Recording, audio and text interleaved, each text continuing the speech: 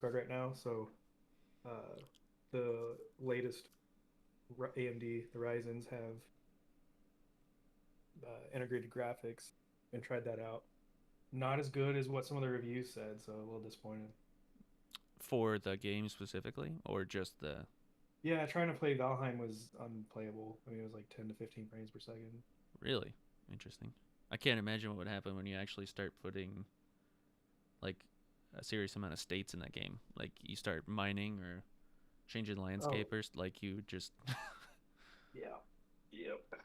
So that was annoying. I mean, it played like Stardew Valley perfectly, but Is that all they're gonna use it for though? yeah, that was their main thing was Stardew Valley and maybe some Sims. She was interested in playing Valheim, but I tested like, this. Did you? I mean, I know the settings aren't insane on that one, but I mean, can you turn the settings down? Oh, they were all the way down.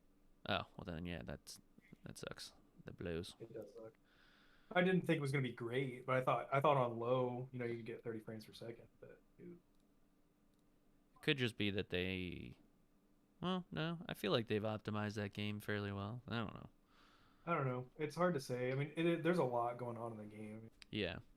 It's, I mean, it doesn't surprise me that much. What did you and Will think of Mortal Kombat? Uh, Overall, was a fun trip. The first half, especially, had terrible timing. It was very rushed, Yeah. but it was fun.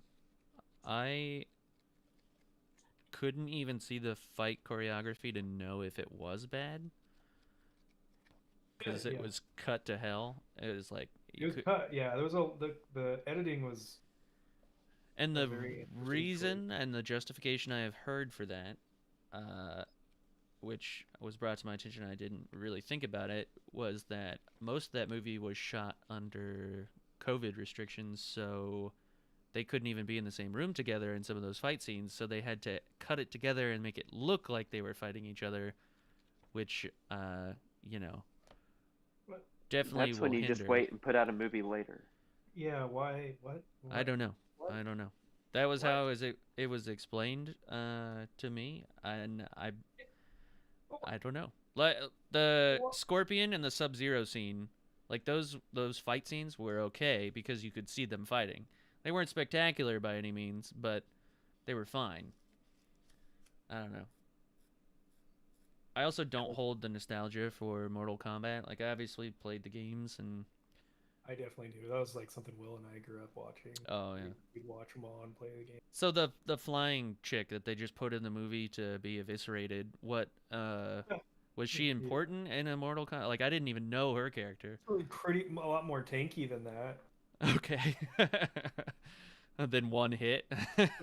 Like, yeah, I don't remember her being like super important bad character, but she was better than that. She died pretty cool, so Yeah. I Yeah, yeah. That was good. I like I said yeah. I mean, yeah, it I was just wanted bad. the entire movie to be on the level of the blood sickle stab thing. That was Yeah, I see. I could have definitely used more gore. Like when it gave it to me, it was great, but like that's the point of Mortal Kombat is just unnecessary added also gore. what terrible villains. I mean, they keep leaving them alive. They beat them within an inch of their life, and they're like, "Oh yeah, they're dead. Let's get out of here." They do it to Jax like Mortal Kombat. three I think, times. yeah, I think They do that's it to just Jax story. 3 times. It's like, God dang, just finish him off. I know you ripped his arms off, and he should probably be dead. But I mean, after the first time and it didn't work, you're just gonna leave him there again? Like, what are you doing? I want more of a challenge. Well, I rewatched the first one this weekend, and it was the cheese I wanted, but it's when I complain about Yeah, these movies, I cheese. very much love watching them, but they are by no stretch of the imagination good movies.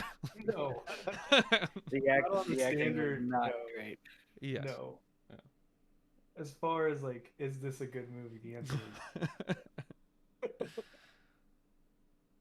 I I mean, I The wish fight scene that stood out the most in the oldest one was I can't remember his name, but like the cocky son of a bitch who's good at karate, the white Johnny guy, Cage. Yeah. and he's fighting Scorpion, and they're like assume they go into hell for a little bit, and it's just full of ladders Yeah, or shit like I don't know, and there was just a lot of unnecessary karate moves that didn't do anything. It was just flips terribly, everywhere for every yeah, reason. it was just like what? Yeah, I mean, I wish that they hammed it up a little bit more. I think they tried to take a little bit more of a serious note with the more recent one, and that's okay. But like, I want the ridiculousness. Like, For sure, yeah. give me a scene where they are quite literally just flat on the screen and they're side shuffling, attacking each other, fighting like they would in the video game, and then a big uppercut in somebody's head just leaves their shoulders, and then just just for the hell of it, it doesn't even have to make sense. Just have the giant fatality word show up on the screen and not explain it. Like Yeah, I mean, it's the guy about the video saying game. it is Do not it. enough. It's good, Yeah. but just take it the next step. Make it a video game. That's what the movie. It's a video game movie. Make it a video game. Yeah. Video game movies will get there. We're not there yet. We're in like the early Marvel Hulk movie phase where I want us to be in like the Avengers Endgame phase, you know, like actually good movies.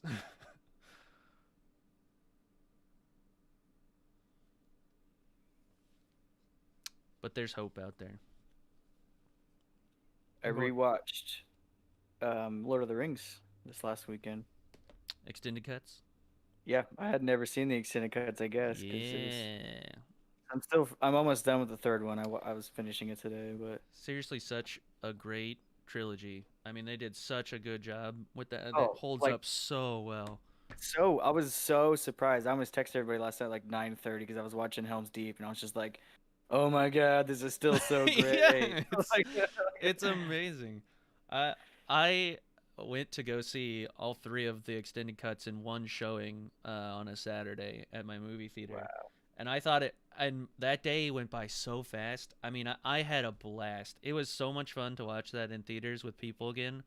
But that, I mean, that was those movies really are. Those will last forever. Those are not gonna like even the Star Wars movies you can kind of pick apart, but Yeah. those Lord of the Rings movies, aside from Tolkien still drawing things out with his story, which you can't avoid, uh, man, every bit of that, all the dialogue, like nothing comes off as bad or there's no bad shots. The CGI is CGI is great. yeah. One point in Helm's Deep when like it's just kind of a stare down, and the dudes are just sitting there waiting to die. Basically, is the vibe, Hmm.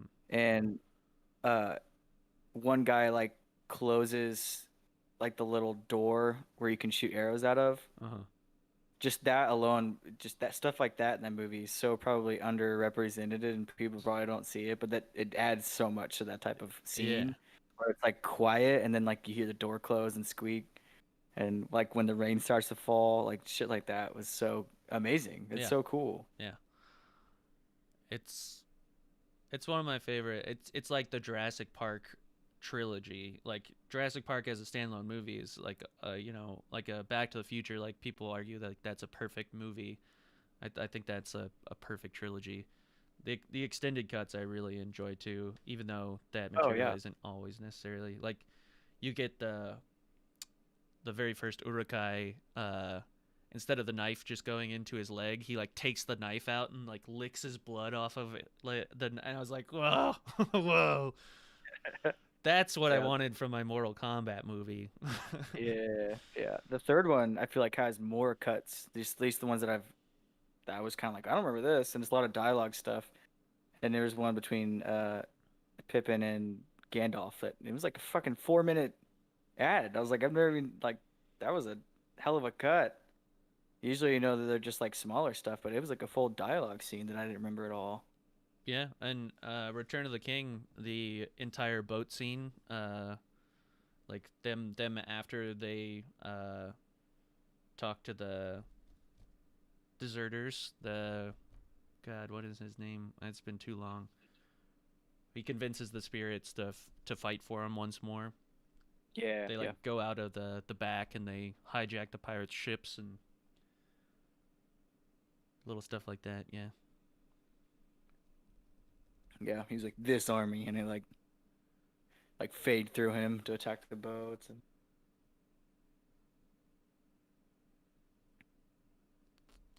Plus, I mean, the Legolas and Gimli bromance is just oh, it's unparalleled. so great. And you miss that a lot in the Hobbit. I know the Hobbit movies are pretty shat upon, but I've never seen them. they're not great by any means, but like they're not bad. But I'm not a huge like movie stigma kind of person. Like some people just really hate things, Yeah. and like that's one of those movies that people just really fucking hate. I just tried And to distance myself from that because there will come a time in the future where I'll be like, I feel like I can freely watch this now without that pretext, and it hasn't got there yet. But yeah, because I mean, and like I like that the book. CGI holds up good in Lord of the Rings. I don't know if it's been buffed at all. Just over the years, they've just not reanimated it, but maybe kind of dialed some stuff in. A But lot of that stuff is they just knew where to use it and when to use it. Like they used practical effects a lot, but like a lot of the heavy CGI work is always in the dark and in the rain. The same thing with like Jurassic Park. It helps to sort of mask or soften the edges of that stuff. And yeah, and I mean they did have also groundbreaking CGI compared to their time, like other movies of the time. sure, But sure. But still, like 2003, and yeah, that spider scene in Return of the King, like it's terrifying. That spider is terrifying. And She loves I later. had to like look, when was this movie made? In 2003. I'm like, oh my god, it's almost 20 years old, and like that spider is terrifying. Like they did a really good job. It's just like it blew my mind. We used to go see those like the fall. They always came out in the fall, like wintertime, whatever. And we used to go see them on uh, Christmas Eve. That was like our thing every year that they came out. It's wild. I just remember being a kid when those came out. I remember going to the Renaissance Fair when Lord of the Rings was coming out as a kid, and obviously the Renaissance Fair just takes the shape of whatever popular fantasy series is going at the time. Sure. But yeah, I mean that definitely some formative years for me. I remember what was it in middle school? I got invited to Allison Ruff's Halloween party. I was not a very social kid, but I went dressed as Legolas. And the moment I walked in the door, it was all girls. And they just, are you wearing your mom's boots? Are you a girl? What are you? Like, no one knew I was Legolas. I was just like, well, this went about as good as I thought it was going to go. But it was a dope Legolas costume. It was really good. If you'd have walked into a party of dudes, it'd have been like, "Oh my god, dude, that's amazing." Nah, I think that was still at the time where it was a little too nerdy to do that stuff. Even at a Halloween party, apparently. Me and Is my that brother were just obsessed with it. We used to, like, my dad had this big brush pile, so there was just a bunch of sticks pointing out of the brush pile, whatever, and we find and like carve like swords and stuff, and we would just chop into an already chopped brush pile, just like making believe Lord of the Rings. And at that, we were like 11 and 13, like probably too old for like imaginary sword fights, but it was no still that way, dude? cool. And that present then, like it was amazing. My brother and I, we beat the crap out of each other with anything we could get our hands on, using it as swords. I was probably into high school, was still running around the yard with sticks on the dead end street. There's no. I still do it. Yeah, anytime I'm playing ball with Murray, I have the thrower. I don't that like the 3 foot long like ball thrower. And same thing. Like there, I'm sure if someone watched me play ball with him, it would see me do like spins and like uppercuts and slices on all the trees I have. I mean, there's nothing wrong with that. A little LARPing in the yard. It's your yard, man. Yeah. If they don't like it, they can come over and challenge you to a stick fight. And I would win.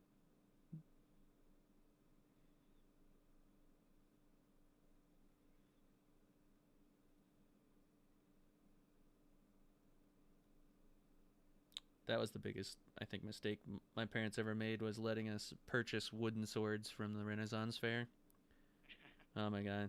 I'm surprised. We probably Oh, you're did. just guaranteed to do damage with those. Oh yeah, we Yeah. probably did break some fingers and just never realized it. Because man, hitting or accidentally hitting someone with one of those was just, ooh.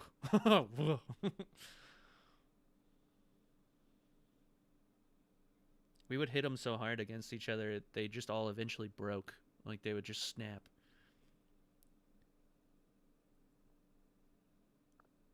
You see, Jared, Breath of the Wild is realistic. Except, you know, it would have taken 5 swings in Breath of the Wild for my stick to break. Well, also time passes a lot quicker in video games, so Right. it all Every works second is a minute, sure, but yes. we've had this discussion many a times, and I've beaten the dead horse of I just want video games to feel like video games and not like doing chores. Yeah. Red Dead Redemption. That's Oh, then you would love Truck Driver Simulator, Christian. You put in a good 8 hours there. And you feel like you've Simulators done a are full day's different. work. Simulators are a little different. God, what? Not it wasn't. Red Dead Redemption was the one that we all played. What's the most recent Red Dead? Red Dead Redemption 2. 2. That's right. They just put a 2. I thought for some reason they gave it a different name, because the one before Redemption was Red Dead Revolver, but There I was never played there was Revolver, the Undead Redemption, the little DLC. yep. which I liked. I liked that game, It had a good soundtrack. and it was like perfectly the start of like when zombies really became a thing. So I'm pretty sure that's why they made it. But like, it was a good game. I liked it. Wasn't too long. The worst part of it was when you'd save a city, go across the map, and that city you just saved would fall under attack again. You're like, God damn it! Yeah, it But, didn't really no, have an end on that one, but Yep. Nope. Games Looks that like are Joshy's on here. super long and he's probably in the shower talking to his Kuatoa. In the shower. Cannon, Josh. I mean, if I was Josh, I wouldn't be able to not think about it. At least it would have to cross my mind every time I got in the shower. Be like, wonder what my Kuatoa are up to. but like What it's is like Hewick up to? but it's like sketchy service because you're not completely underwater. Yeah. It's like getting like every second or third word. Just static, yeah. Unless Josh just takes baths. I don't know.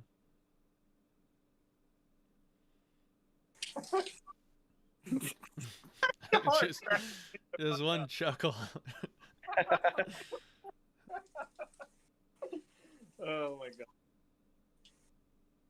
I hope y'all's day was Mine was Yep. pretty See, rough. broken service. Yeah, just that's Mhm. that's how it comes across to Kutoa. I'm sorry if you guys had a rough day. You must have taken all that away from me, because I had one of the easiest days I've ever had. You Yeah, son so of a did I. bitch. I had nothing. Like I worked for maybe 2 hours today. Like it's just we're kind of in a lull. We were super busy for like 3 months, and now we're just kind of slowing down. I just didn't run into any problems. It just, every account I went into, it was super streamlined and easy. There wasn't anybody in the way or anything. It was just cake. No, I even had Domino's piss me off, so today's blows. Can't count on Domino's, man. The only food chain you can count on is Chipotle. No, I don't like Chipotle. You're insane. You've never had Chipotle. Then. Yeah, no, we've already talked about this. Chipotle is awful in Springfield. It is bad in Springfield. Here in KC, though, Qdoba is the bane. It's the bad one. But like we all know how picky I am, and every time I'm in Chipotle, I don't know if I catch it like after a rush or something, but like everything is just mixed. They might as well just mix it together in one pot like a stew, because all the toppings are all mixed together. So I'm like And mushrooms. I like avoid the veggies, but all the beans are just full of veggies, and the rice is full of shit. Their And quality, like this sounds a lot like my uninitiated survey response of feedback to the Domino's today was they just have no dedication to detail. And they just reply, "It was $5, bud." Like, Not my pizza. I mean, that's right. You get super fancy with yours. the I do. Domino's next to my house, man, it's always been pretty good. Oh no, the one over there is the best one in town. It's fantastic. I miss it. I'm so upset with the Domino's over here because it's like, and every damn time as I'm on my freaking high ride podium now, is every single time, you tell them like no contacts, just drop at the door, cool, whatever. They don't do that ever. They're always knocking on the door 6 times. I'm like, I'm literally in the middle of something, just wanted you to drop it off. Two, it's not even that. It's even worse because and I get like sure maybe this apartment complex is a little confusing, but I literally in the instructions every time say west side of the building, bottom floor, drop it off every time. And anyone else I order from, no problem, they do it. But Domino's, out of like 10 people, every single I don't even order them that many times, maybe 4 times I've ordered, and every single time they go to the other side of the building and expecting me to open the door with some code. And I'm like, I don't have a code. I don't know what the hell you're talking about. You have to come to the other side and bottom floor. And every time I'm like, can you please come to the other side? Like, well, can you meet me up here? I literally can't open that door for you. I don't know what to tell you. Come down here. And it's like 5 minutes on the phone. Like I'm trying to tell you, just go to the other side of the building. I'm on the bottom floor. It's that hard. And then they knock on the door for 10 minutes. I'm like, are you fucking kidding me? And like 2 times I've had wrong toppings. This time I wrote in my review that it looked like a kindergartner had a construction paper project with scissors, is how they cut it. Because it was just like, what the fuck is this? I mean, I'm just fucking pissed. I already had a shitty day, and I was like, I was just trying to fucking stress eat something good, and at least they cooked it right, but it was just like frustrating experience. I There you go. I wasn't Yeah. gonna put that on everyone, but there you go. You're good, man. I've been there. I understand, and I am sorry for you. Happens to me at Taco Bell in my house every single time. I also just I don't know. I don't ever deliver the thing. I always just go and get it. I know that's not always feasible, but Oh yeah, I'm glad that delivery sucks at where my new house because I've ordered delivery way less, and that's good for me. But every once in a while, I'm like, I don't have time. I don't want to deal with it. I just want someone to drop it at my door, and it's a freaking nightmare. yeah. From what I understand, those people are rather abused in those positions like Uber Eats and all that stuff. I had it made at my other place. I just never had a single issue. But that was bad because I was like, this is so easy. I will order meals every day. What do you mean by abused? What's going on with the Uber Eats people? Are they just like having put up? With I just mean that they don't get paid a fair wage, and the people that like they're between a rock and a hard place essentially. Like they're trying to make money, and the company that's running it for them doesn't give them a lot of leeway, and it makes their job hard and hard to make money. And then the customers on the other side, people lying about, oh, I didn't get my food, oh, this was wrong, this was bad, not leaving a review or leaving a bad review, and then just tanking your chances of, getting any other jobs. It's just a vicious cycle, I guess. Yeah. Well, and I've wondered about that too. How do they keep people from just constantly saying, "Well, this was wrong," or this? Like, we actually got the wrong food delivered one time, but it was actually an understandable mistake. Both people were named Christina, and that's the name on the tag. Mm-hmm. But the dude ran up to the door, threw the food down, rang the doorbell, and was like, before I could even get to the door, was in the car driving away. Oh, that's how I want them to do it. Well, that's Until you look down and it's the wrong food. yeah. And It never happened to me. Did those people have good taste, though? no, that's what I was about to say. Our Vegan-y vegan. we ordered $70 worth of food, and we got $24 worth of food. Dang, where did you order $70 worth of food for two? $30 delivery fee. We got it was like no, it wasn't. It was it was, and Christina got the red. I feel like this is an ad lib. We got blah, and Christina got like, We got poop. We got farts. you're Christina got you're wiener. breaking up, yeah. But man, I don't. I mean, I don't know. Well, Ordering for two people is different. Yeah. all I'm saying is that we had to, like, we called the place and reported it, and they were just like, okay, and refunded our money. So, you know, like, who gets in trouble for that? You know, the delivery guy, or Yeah, you know? probably the delivery guy. I don't know. I mean, they just that stuff just gets marked down as loss. I mean, they definitely go in with the expectation that there's a certain percentage of ones that are not done right. I mean, if your account is saying all the time that you're saying stuff is wrong, I'm sure they flag your account. They'll ban you. Then you just make a new one with a new email. Yeah, you can, I guess, unless they're following it, unless they are smart and do data by address. We're gonna rename this segment, not like we actually have segments, but we're just gonna call it the Josh Shower Hour segment instead of Power Hour. I'm covered in sewage, like nasty. So I am glad you are taking a shower. I am in no way criticizing you or belittling you for taking a shower. I just thought I made a funny and I wanted to share it. I'm just glad to share the shower with all of my friends. That's why it's the shower hour. You should have just gone ahead and started. I didn't mean for you guys to wait on me. No, it's okay. That's all right. I'm gonna get a drink real quick and I'll be right back anyways. Kobe, I'm going to the moon.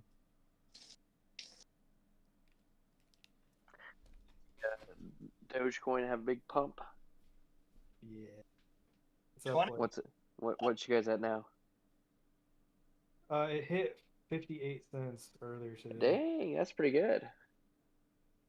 Yeah. There's a lot of people who put like $100 in when it was less than a penny, and if you sat that long, you're doing pretty good. Yeah. No, I wish I would have grabbed it that early. I thought about it, and I mean, I can regret all I want, but I got in at just under 8 cents. Can't complain too much. Hey, that's still a nice return. You still holding out for $1? I am, yeah. Nice. And I still don't know, like, I started looking into what the tax implications are. I'm like, this sucks because it's essentially 20%. Not if you move to Puerto Rico Yeah. or to a different country. So to buy it right now is 53 cents. 55. So roughly, if you put in $100 and sold it, well, that wouldn't make sense. Never mind. But basically, yeah. So let's say you put in $100 at 50 cents, and when Elon Musk goes on SNL on Saturday, it actually hits $1. So you've doubled your money. You have $200. You pull it out. You're gonna have to pay $40 in taxes later to get your 160. Not on $200. It does. They wouldn't take out that much. It doesn't work. Yeah, it wouldn't work on just 100. It wouldn't be that high on 100. But I mean, so there's a big difference between the short-term capital gains and the long-term capital gains. Is Elon Musk really go on television and talk about it? Oh, you got Dogecoin, don't you? You're up quite a bit today, huh? I'm up. Yeah, I'm up a bit. So like, should I drop like $5,000 in that right now? And It's too late. Yeah. I would not put my own money in Dogecoin. If you're it's kind of a meme, kind of like GameStonk. But I also noticed that my Arizona green tea can is the perfect kind of green for the green screen, and it just cuts it out. So now I just have these pretty silver flowers, pink and silver. Very funny. It is cool. Christian, man, I tried some of these foreign sour beers, and I'm like in love. If you like sours, I got to get you and Kobe a bunch then. Yeah, dude. Like, I had no I idea. forget. I love sours. Like I keep getting skipped over. I love sours. Well, They're- I didn't know that they were sours until I was buying them from Hy-Vee, and the guy was like, "Nice taste, man. Like, these are some of the best sours there is, and they're all from like Belgium and whatnot." Like, Like, Then you look like down, you're like, what happened to New my Belgium? Coors Light that I thought I picked up? This isn't Coors Light. well, I mean, I had Coors Light also. It's not. I told you Hy-Vee has pretty good selection. Yeah, they're those big bottles. They're imported from So Sweden. I you've guess. been dropping some dough then, huh? Yeah, I walked in Friday night at like 10 o'clock, and he looked like he was drinking a bottle of wine. Like, what are you drinking? What's You're a sour? And he was like, I've had 2 already, and I'm like, my God. you're gonna rot your teeth out of your head, man. Why? Cause they're sours. It's like candy. You're just running acid over your teeth. Yeah, very acidic. I didn't know that. I mean, you been getting some kind of fiery poops, cause that's probably what's been happening. That's nothing different for him, though. Yeah, I mean that's not. I mean, I will say that like my stomach was a little sour the next day, but nothing that made me think that. And yeah, when and if you guys ever find time, I'll take you to Crane Brewing Company, and there's some stuff so sour there. I mean, it really makes your face pucker. Like they had this gooseberry goza one. Holy Ooh, smokes! Berries. I mean, it made me like throw my head back. I was like, oh, it was good, but I was not prepared for that. I do like gooseberries. They also do a beet vice made of beets, and it tastes like dirt. I'm not a fan. Other people like that one a lot, but that is one of the rare occasions where I got it, and I'll usually finish whatever it is that I got. But I was like, I'm gonna pour this one out. I don't feel like drinking a cup of dirt.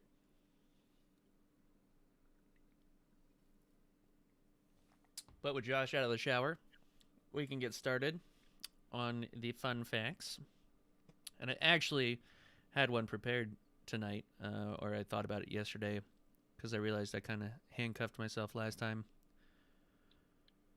Even though I think we got some good answers out of it. But the question for you guys tonight is, what's your favorite, I guess, to put it crudely, kill? Like, what's your favorite moment that you finished something, or maybe it just outsmarted or made a good play? And it doesn't have to be in the history of things that you have done in this campaign. It can be part of your personal history before joining the Zoo Warriors Electric Boogaloo 2. But I guess just one moment in your history that you just really showed your skills, kind of thing, if that makes sense.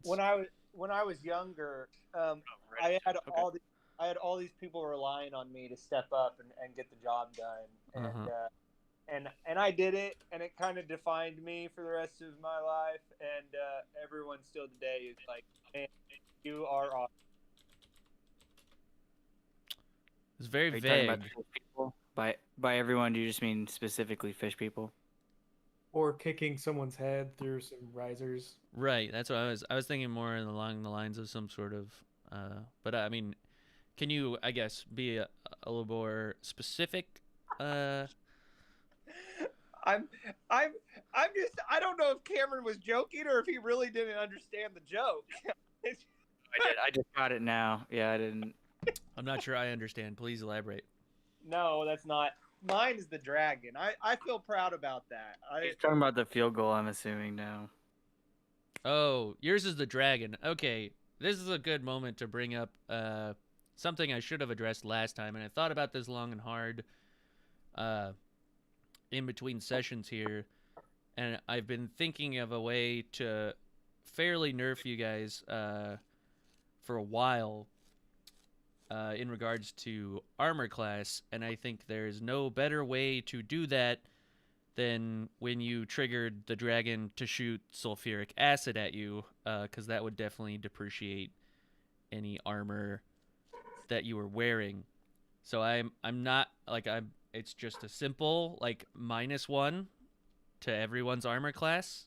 Like he shot sulfuric acid in the room.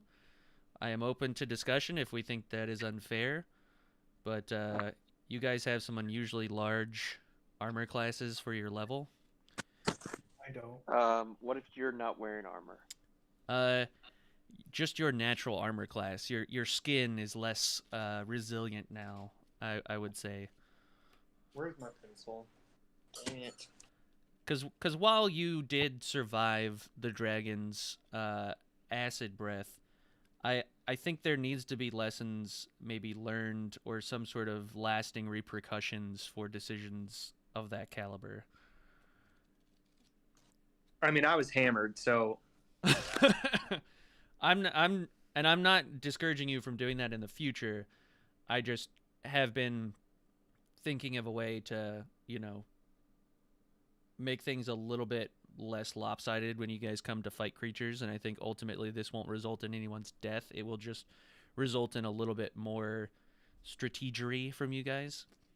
Well, I don't know if everyone else is cheating because I really don't feel like I'm OP because I don't have much health. My armor class is only 15. Yeah, I mean, My armor class is now 14. It was 15. Yeah, it's now 14 for me too. Me I didn't too. think are we that beefy? I didn't think we were that beefy.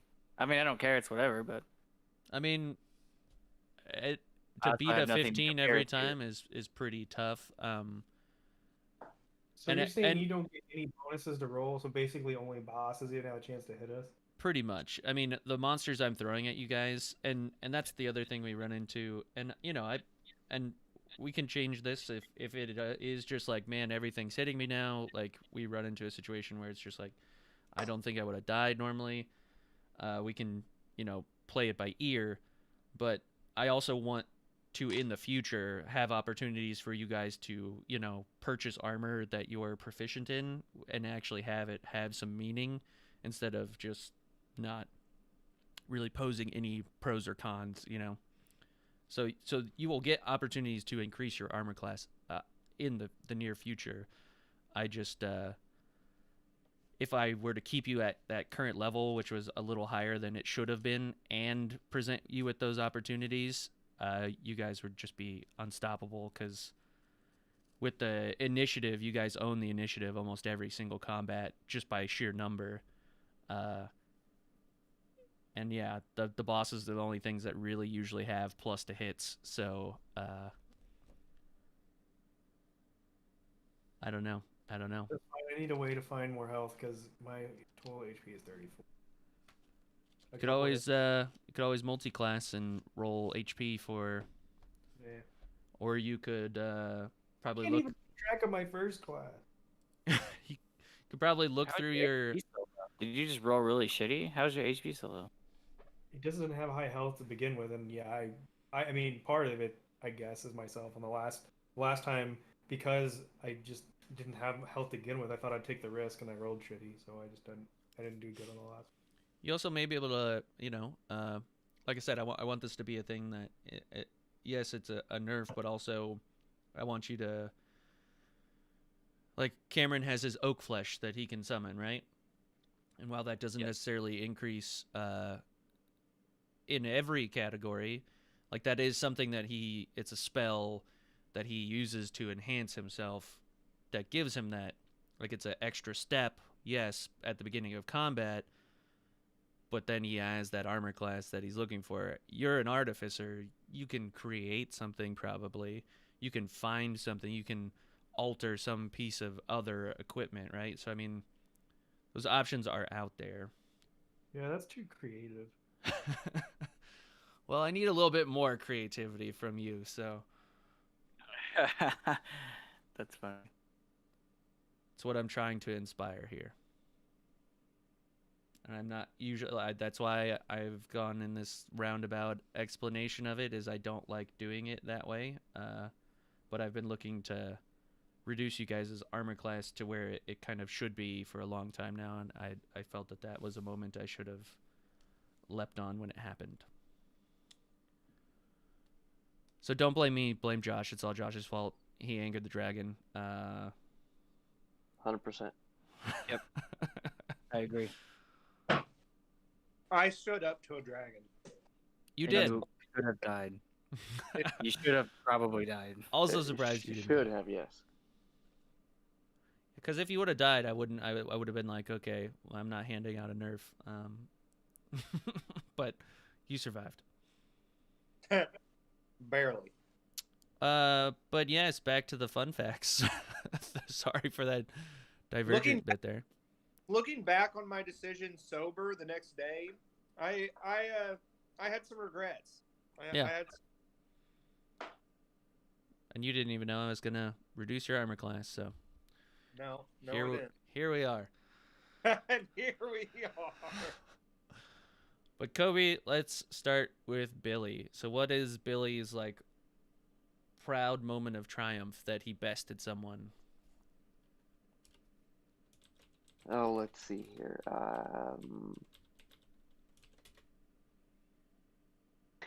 Billy was really happy when he single-handedly banished that bog witch into another dimension. Oh yeah. Yes. He didn't realize he had that power within him, but he did. But The power of Helm. I don't remember that being single-handedly. No, that's the way the story's been told. I remember this very vividly, in fact. I remember the hag taking some damage, and, maybe it was Billy that opened the portal to the other world. Maybe it was the hag to escape, but the hag did go into a portal and run away, so...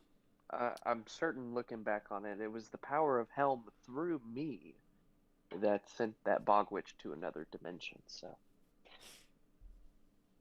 Tug still has that cloak, or at least part of it, right?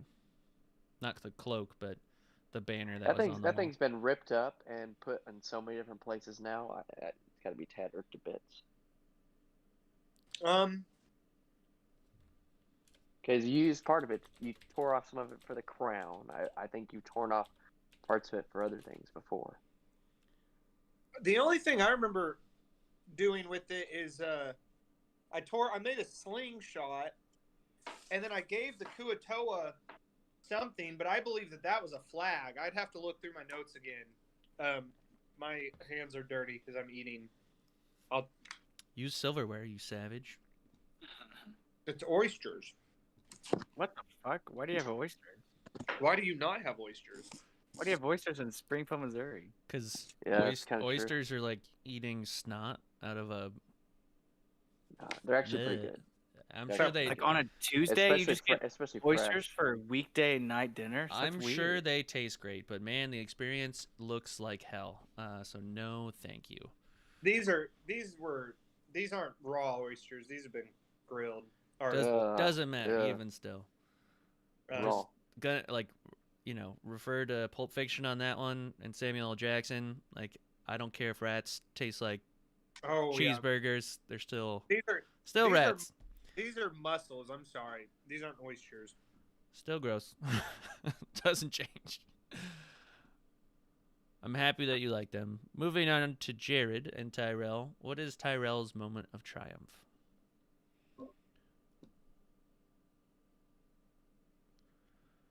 Wait, there's two of us? All right. I remember. This is how I intro you every single time. Every time. Yeah, but I don't know. There was an and I was confused. I was like, wait. I don't have. He's not breaking the fourth wall. He's just starting with an intro. I'm introducing you as a person, so people know who you are, and then tying you to your character, and having you speak for your character. Okay. So, I back in the orphanage, Mm-hmm.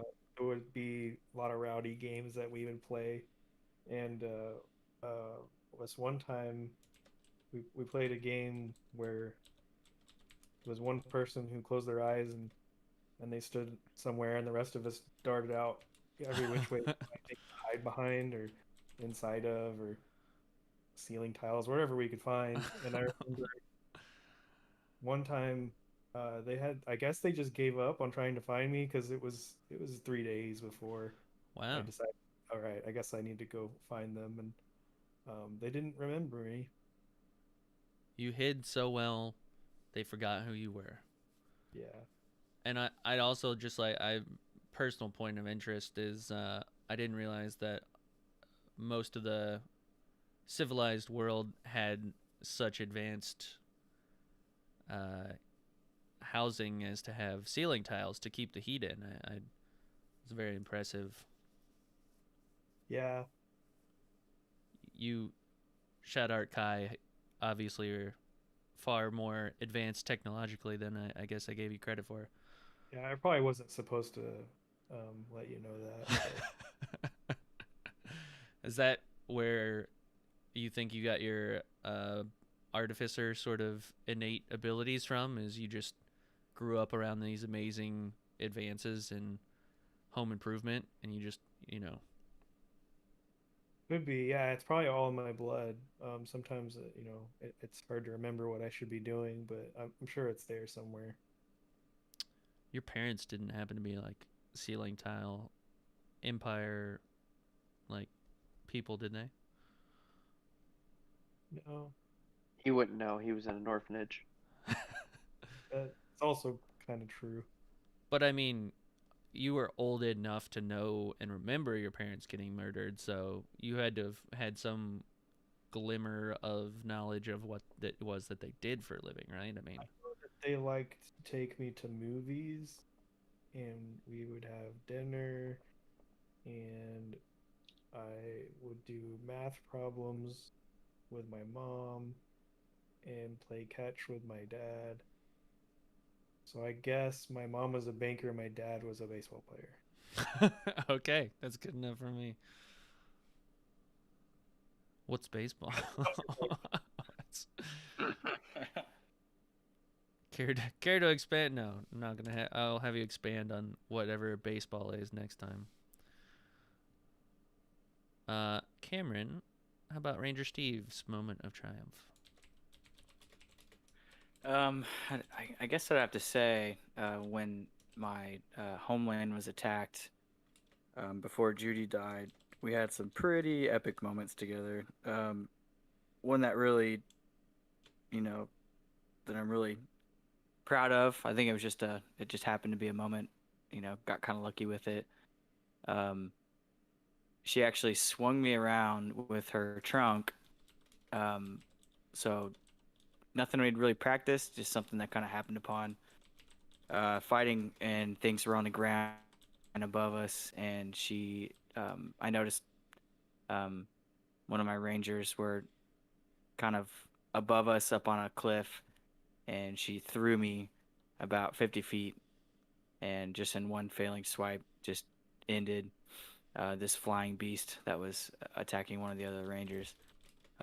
So it's pretty cool. I mean, she just saw what was going on, and so did I, and she just launched me way up into the air, and I got to do like a couple cool flips and just came down right upon this dude, right in the head. Did you end up naming that move like alley oop or something, or like We didn't. I think it would just look down, and it was just kind of like a head nod of that was dope. But no, it's just kind of a spur of the moment thing. But got kind of lucky, but it worked out. pretty sweet, pretty sweet. How did you go about landing once you were all the way up there? So it was like a ledge basically. So they were kind of up on Oh, top. okay, okay, okay. Yeah, so they were like up top of the hill kind of thing. We were just down below, and so yeah, it was like threw me just high enough to land on top of the thing that was attacking.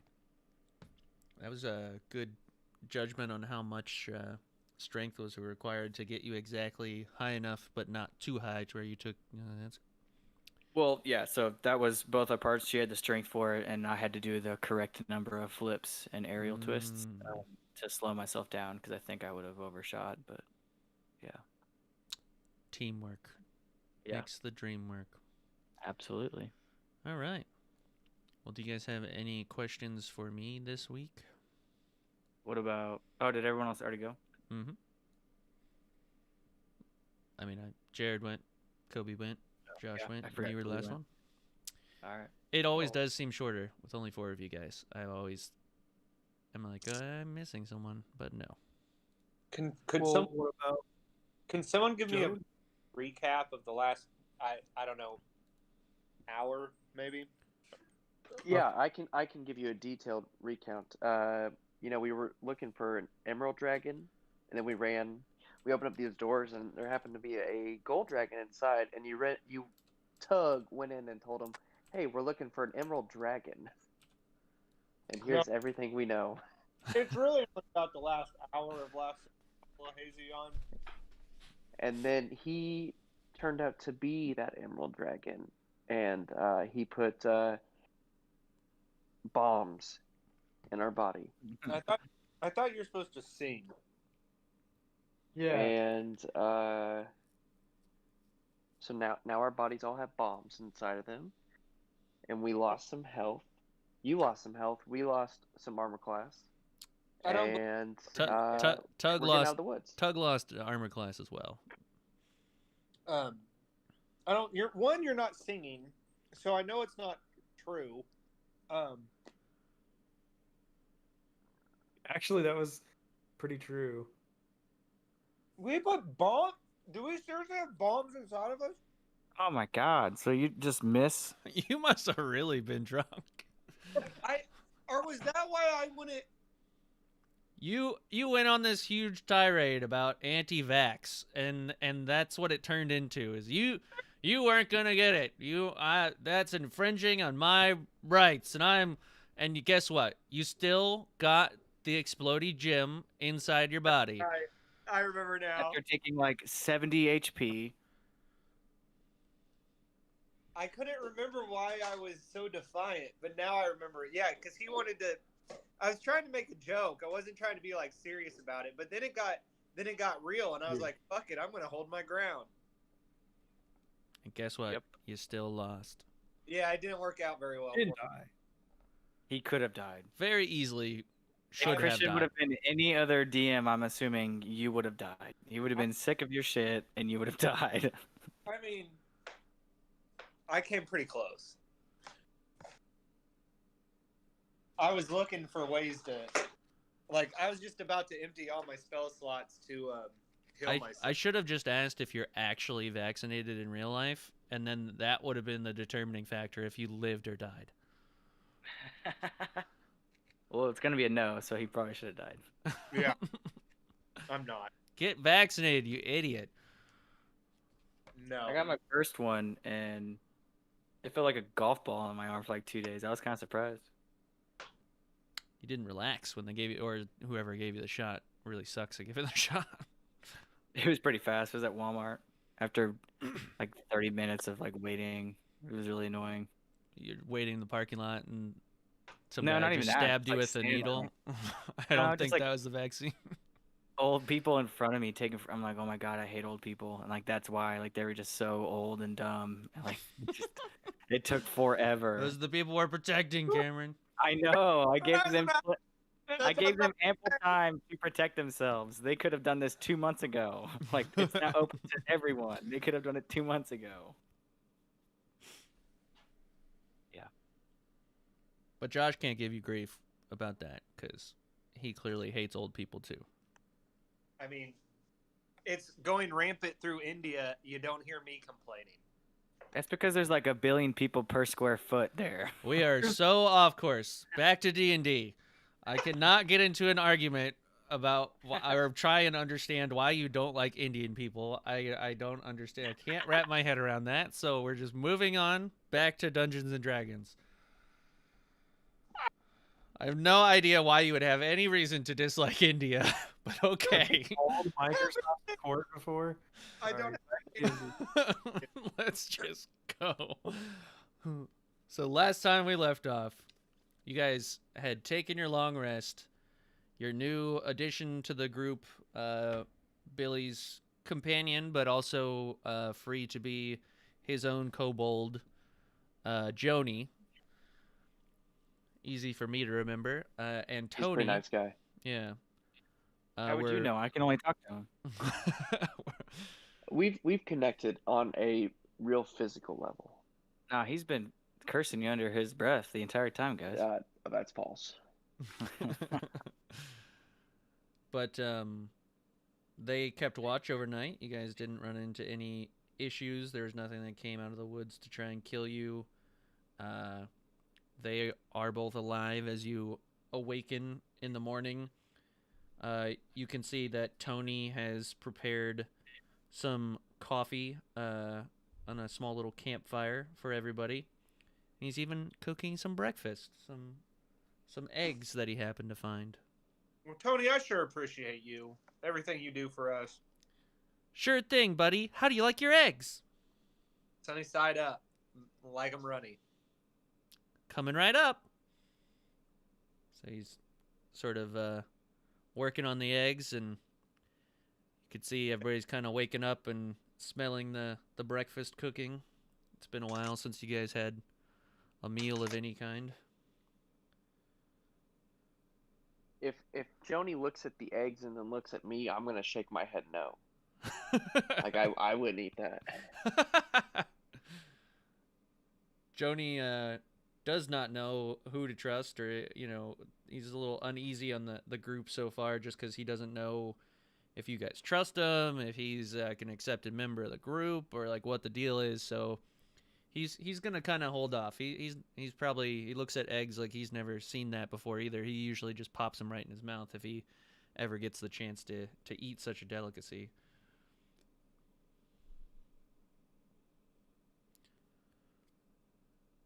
So yeah, you guys want to leave the forest? Actually, I was thinking we'd find a nice place to settle down in here. Okay. So can we just Stay a little continue down the path? You can. That's what I want to do. All right. So last time you guys did cross the little obelisk, and nothing happened. So you can continue farther down the path if everybody would like to continue that way. I would Yep, like to try to pick absolutely. up my rope. You can pick up your rope. Do I need to roll for that? No, unless you feel that you are incapable of doing that for some reason. Oh, can I find it? Because I hit it pretty well. You did find it. Make him roll, see if he gets a 1 and he lost it. No, I found it.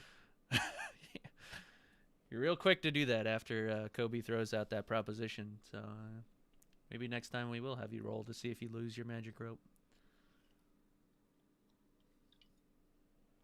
Then you may actually have to think of something else. Or you could just make another one, because it probably wouldn't be that hard to make another one. I can make another.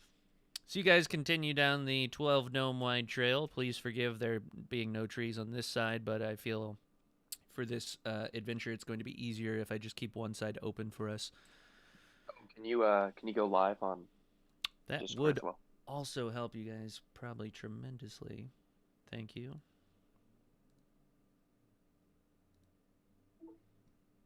Okie dokie. Now you should be able to see what's going on. So yes, missed some of that action there. Tyrell picking up his rope and stuff, but no biggie. But you guys head down the 12 gnome wide trail. Based on your map, after the obelisk comes the tree stump. Lo and behold, what do you see on the right side as you go down the trail but a clearing with a tree stump?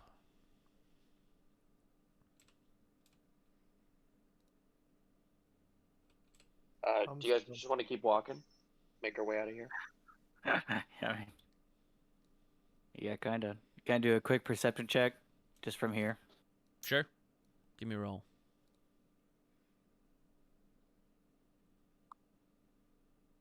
16. All right. You notice that this tree stump has some sort of cauldron in it. Didn't someone urinate in there earlier? No, that was a dream. Okay. But that's about all you can perceive. There's no danger. There's no footprints coming in or out of this place, at least not for a while. You could see sort of the natural bottleneck. There's obviously any number of creatures that pass over it, so it would have eliminated any tracks that were there. But Mm. if you don't feel like checking it out, you guys are more than I welcome to mean- just continue on down the trail. I don't feel like I want to care, but I'm wondering, like, is the range of my bone of magic detection, my bone wand of magic detection, like, would I have to get quite a bit closer to even try No. it? No, you could cast it. I can do a little. Think of it like divining rods, right? Like, they'll work best when you're closest to whatever the said object is, but are you just casting it at the cauldron? Yeah, that vicinity for sure. Okay. With your bone wand of magic detection, you do not detect any magic emanating from the cauldron or the tree stump itself. These appear to just be mundane objects. Okay, I'm gonna just kind of look at everybody else. All right. You look at them and you don't say a word about what your wand detected. But you also look at them and notice that no one is actually looking at you. They're all just preoccupied with their own internal thoughts. Should we go on down the road here? Yep. I say we just take off. Just keep going. All right. So everybody takes off down the road. Go down. What? What's up? Do you have something to say? What are we? Yeah, what is in front of us? Yeah, that's what I'm about to describe. So you come to the Acorns. next section of the trail, and what do you find in front of you but a spread of acorns from one end of the trail to the other? You can see there's a bit of a clearing after, but it's probably farther than you could jump naturally, and there doesn't seem to be a way to traverse through it without stepping on them, unless you were some sort I'm gonna of... pull out my jug and geyser a path right through the middle of them. All right. You do exactly that. I'm going to just pretend that you're your geyser, and you... Oh, what is this? I'm going to have to flick these things. Oh no. Flicky flick. I thought I could just run your icon through it, but it doesn't work that way. This is kind of fun for me, though. It's probably not very enjoyable for you to watch, but yes, I don't like acorns. metal acorns. But you spray your geyser into the acorns, and they shoo out of the path, and you guys are free to walk without touching any of the acorns. You want to walk one by one through the clear path? Does anybody want to walk just brazenly through the acorns? I will walk. I'll just go through that path. I'll just walk through that path first. All right. So Billy struts on through to the other side. Yep. Same. Ranger Steve does the same. Both using the path. And Joni just kind of follows. Yeah. And I want to just kind of look at Tuggernaut and Tony here, and like, wow, those guys really seem like they're in a hurry to get out of here. Which, I mean, yeah, we've been here a while, but it's about the journey, right? I mean, I'm just gonna walk off. Tony stays to listen to you and says, "It has been quite the journey. I don't even rightfully know how I ended up in here." I'm gonna go ahead and walk. Tyrell, wait! I was talking to you. He just kind of follows right behind you. You guys have traversed the acorns, and Did as Tony you just go through all those acorns? he walked through the path. But as Tony sort of clears the path, you hear a slight rustling in the tops of the trees, and on a branch that's sort of sticking out, arching over the pathway, you see 3 squirrels sort of squabbling, fighting, running around a tree, chasing each other like they normally do, and they chase each other across the tree branch into the other trees, and you hear them rustle off into the forest and Fucking disappear. hell, guys! I just had like a moment there. Did your butthole pucker a little bit? A little bit. Ranger Steve, can you talk to them and see best way out of here? Yeah, sure. Give me a second. Squeaker, squeak, squeaking, squeak, squeaker. So they're unfortunately too far away and had already left the vicinity. But please, next time, Krunk, make sure you remember to do that, because I would love to have that dialogue. Great movie. I need to rewatch that. I rewatched it a couple months ago with Teddy. Yeah. With no sign of danger, Billy keeps walking forward. All right. You continue on down the trail until you come across a cave that doesn't quite look as butt-shaped as the first time you came across it, but it almost, looks more like Do I feel like I've gone in a complete circle back to this owlbear cave again? you do. You feel that this is the Owlbear Cave, yes. Yep, I'm gonna walk back towards meet the guys along the way, I guess. Wherever, if they've moved, if not moved, I'm just gonna walk back. All right, we have walked into an endless circle here. It's the same forest. We come out on the other side. I say we walk just through one of the edges until we make our way out of here. Because we have gone full loop. Well, then why wouldn't we just go out and exit then? Because I'm pretty sure we're trapped in a loop here. I don't think the first thing we saw was that owlbear cave. Oh man, is this like a Monopoly board? Not quite. Because I'm pretty sure we saw the acorns before we saw the owlbear cave, right? Hold on.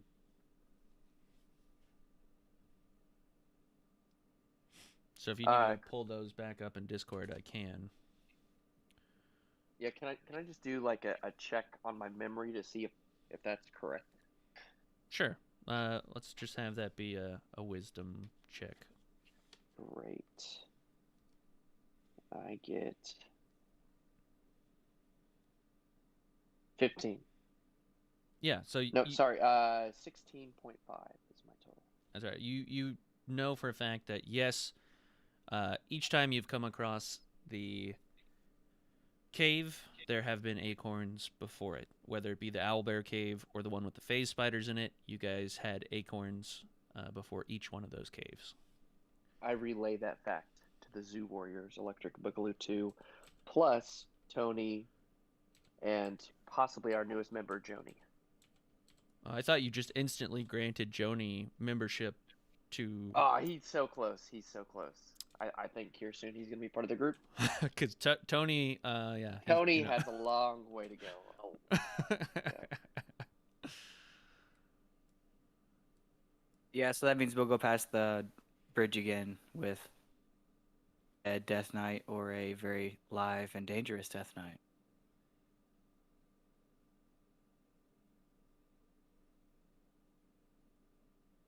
Yeah, and we don't want to do that. I still think maybe we could, the dragon system at the forest being very thin, perhaps we could just walk out of the edge. Tony, how do we get out of this? Tony, new task for you. This will be another quest, and actually, it's double quest points day. What? So every quest counts as 2. You have to get us out of Lambros Forest alive. All right, guys. Well, I say we do exactly what you were proposing. We just walk right into the forest, because that's how I got in here. Forget this silly old trail. We'll just go right into the forest and see where it takes us. No one's ever advised me of anything different. Nobody ever was like, stay the path. I would just walk right in. You want me to go first? Are we playing follow the leader? Absolutely. All right. So Tony walks past Ranger Steve and into the forest. He's like, you guys coming? And he's still in sight of you guys. What do you guys think?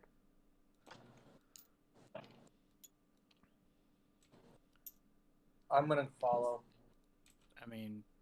Yeah. To break the fourth wall, I feel like we have to stay on the path, but... How many walls do you know? You don't have to break the exist? fourth wall to say you want to stay on the path. But also, I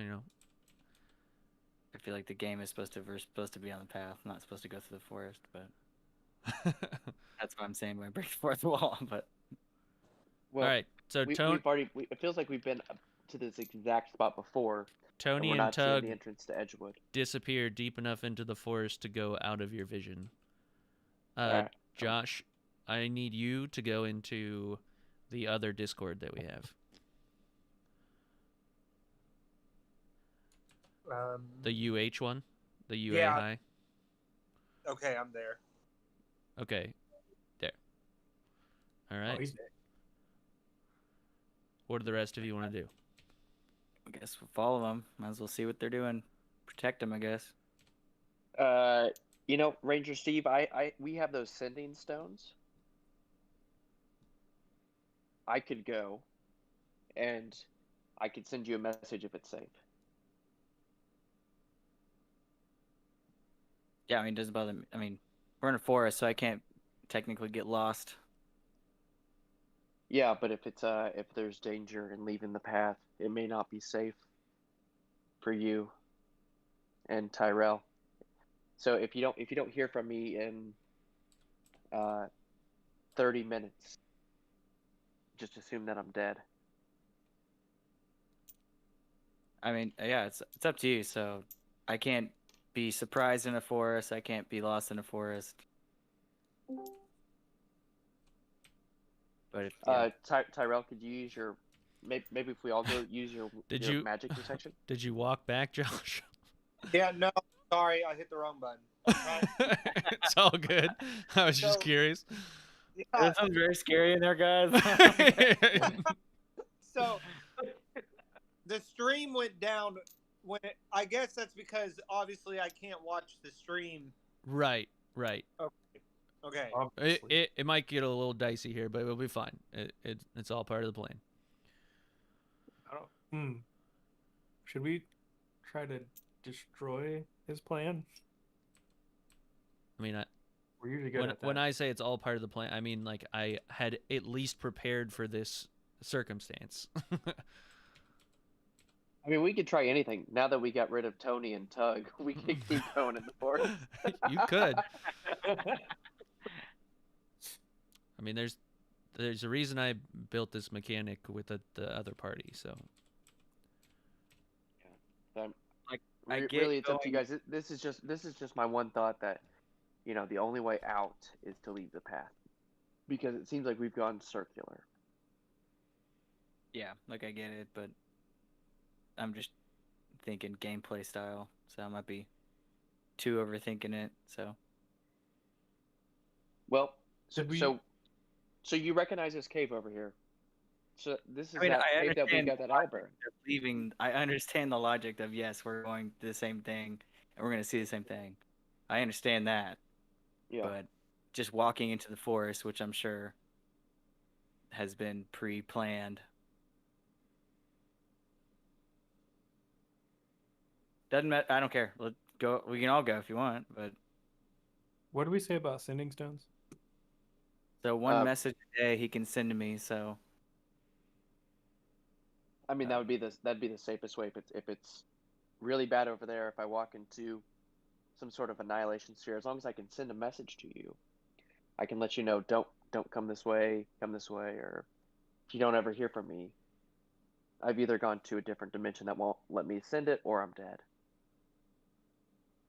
So. Yeah, I like that idea. Sounds good to And me. if I die, I want you guys to think of Joni as an extension of myself. Yeah, that makes sense. So is Joni staying here? He should, for just in case. Okay. Okay. Yeah. All right. You don't want him as backup as you're going to the forest alone? Nah, I got it. All right. So what's the decision here? Billy is taken off into the forest. Okay, Billy, with you having the sending stone, I want you to Yes. join the other chat but also stay in this one. Can I do that? You should be able to It'll- just join the other one. Will it automatically bump them over to the other one? Join the voice chat. It'll It'll Yeah. kick him, I think. Okay, then you can only do then I will bounce back and forth between the two. okay. Okay. So I will be right back. Okay. Which I think is going to end the stream for you guys, but I'll be right back. Oh yeah. All right. What? Billy? Oh, I can hear you now. So, I've already texted Tug what's going on, but if he hasn't already told you himself, you walked through the forest for a while. You head in the same direction. I have yet to get any text message. Really? Did I just send that to someone random? No, I sent it to you. Oh, my phone never went off. But I'll just grab it. That's okay. So you walk through the forest for a while. Nothing seems unusual and out of the ordinary. You don't cross any sort of barrier or anything like that. You walk a good ways through the forest, and you sort of come to a point where you see another trail. You sort of, peek out of the woods to make sure the trail is safe, and you look out, and this appears to be the same 12 gnome-wide trail you've seen and been walking on this entire time. And you look to your left, and there is a cave. But this cave does not look like the entrance of the other cave. Where the other cave looks like legs, this one looks like a butt. And you know just from the outside and the fungus sort of emanating from the inside of it that this is, in fact, the cave where you fought the phase spiders. Ah, so we've looped through to the other side.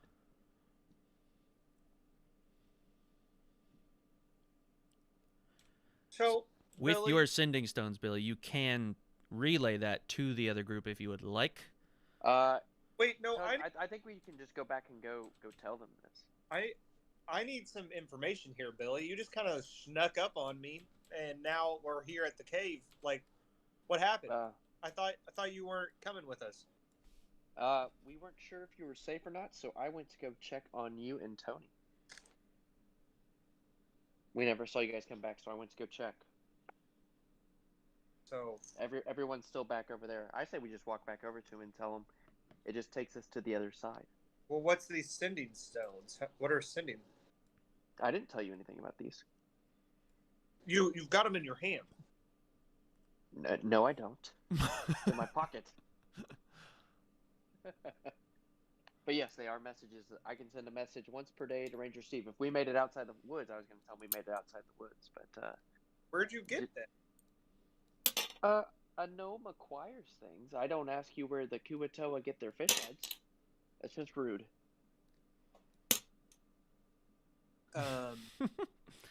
If you'd like to walk back through the forest, you can try. Oh no, I hit Tyrell off the map. Yeah, I'm gonna walk back through the forest. Wait. Which cave looked like legs? The one that we. The owlbear one. Yeah, so I'm gonna walk back. I'm gonna walk back towards that way. All right. Up on that. Believe it. So I need you to make an intelligence check, Billy. Wait, he left. Oh.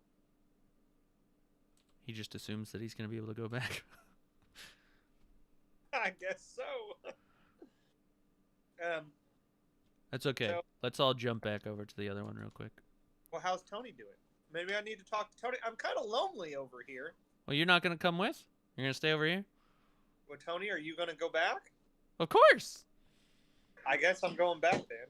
Well, let's go, buddy.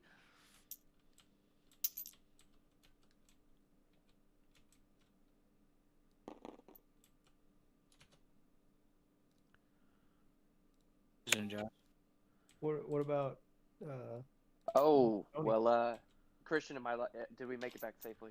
Well, Before I say anything, You're We fine. need to run. You're fine.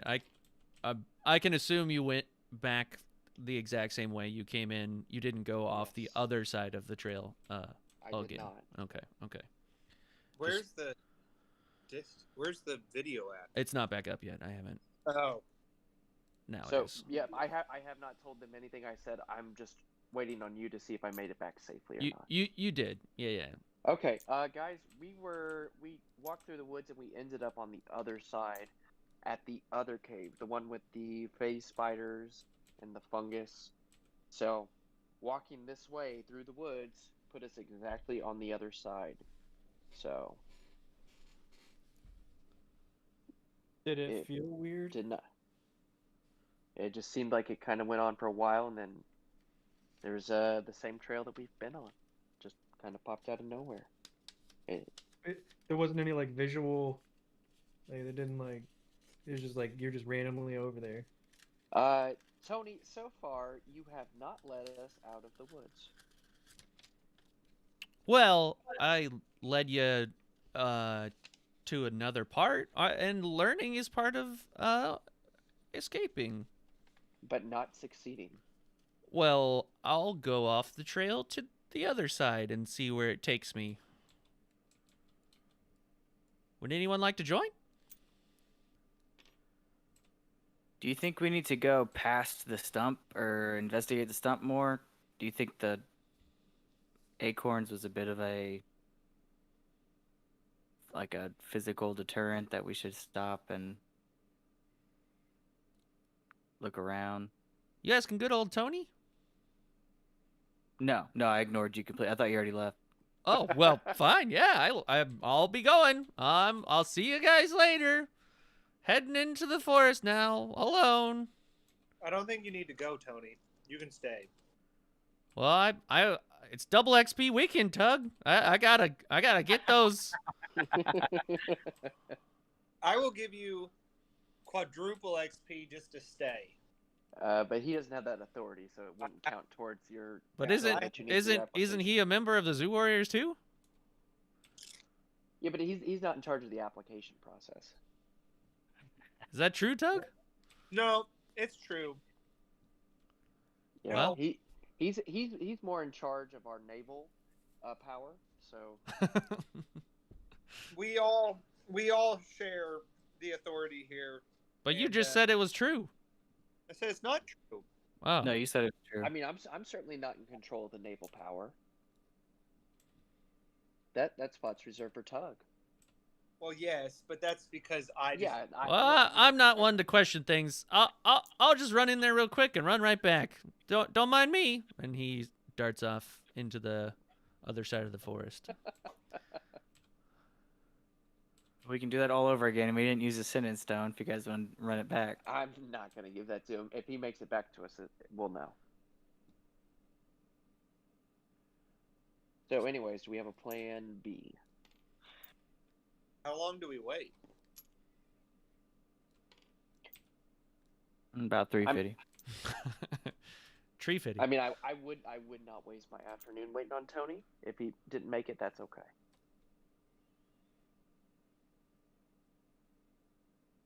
So Ranger Steve, you were talking something about the acorns over here. Did we need to investigate if they were good enough to grow into trees? Well, I mean, it was just surprising there were so many there, and then we saw some squirrels. So maybe we should have investigated the stump a little better, because the stump was the first thing we saw before. Oh my gosh. Wait, Is it a port key? could be. Well, because the side of the map we're on now, it says Lambros. Not Lambros, whatever. What's a port key, Tyrell? If we touch the kettle, what is it? An urn? What is it? And the tree stump? Because we never touched it before. Cauldron. We threw a couple acorns in the cauldron, if I remember right. We were too scared to touch it. I thought we threw acorns in it, Yeah. and then but like nothing happened. You guys, yeah, I mean, you put acorns in it, you poured water in it, nothing happened. So maybe we should put acorns in it this time, and maybe something will happen. Yeah, go for it. Sounds like a plan.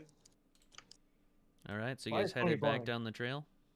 What happened to Tony there? So he's hanging out. He was supposed to be non-visible, but here he is. Okay. Do do we have any clues to let Tony know that we're over a certain way? No, he should have to find us.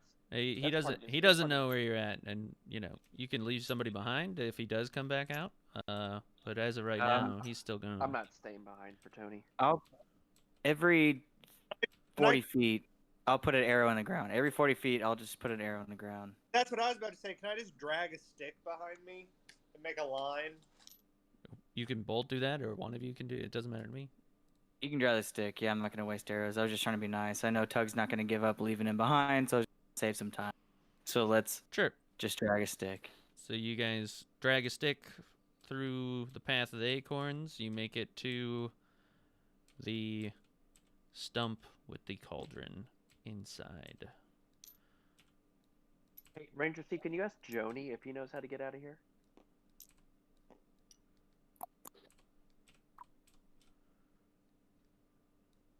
It's not Joe D, is it? It's Nope. Joe.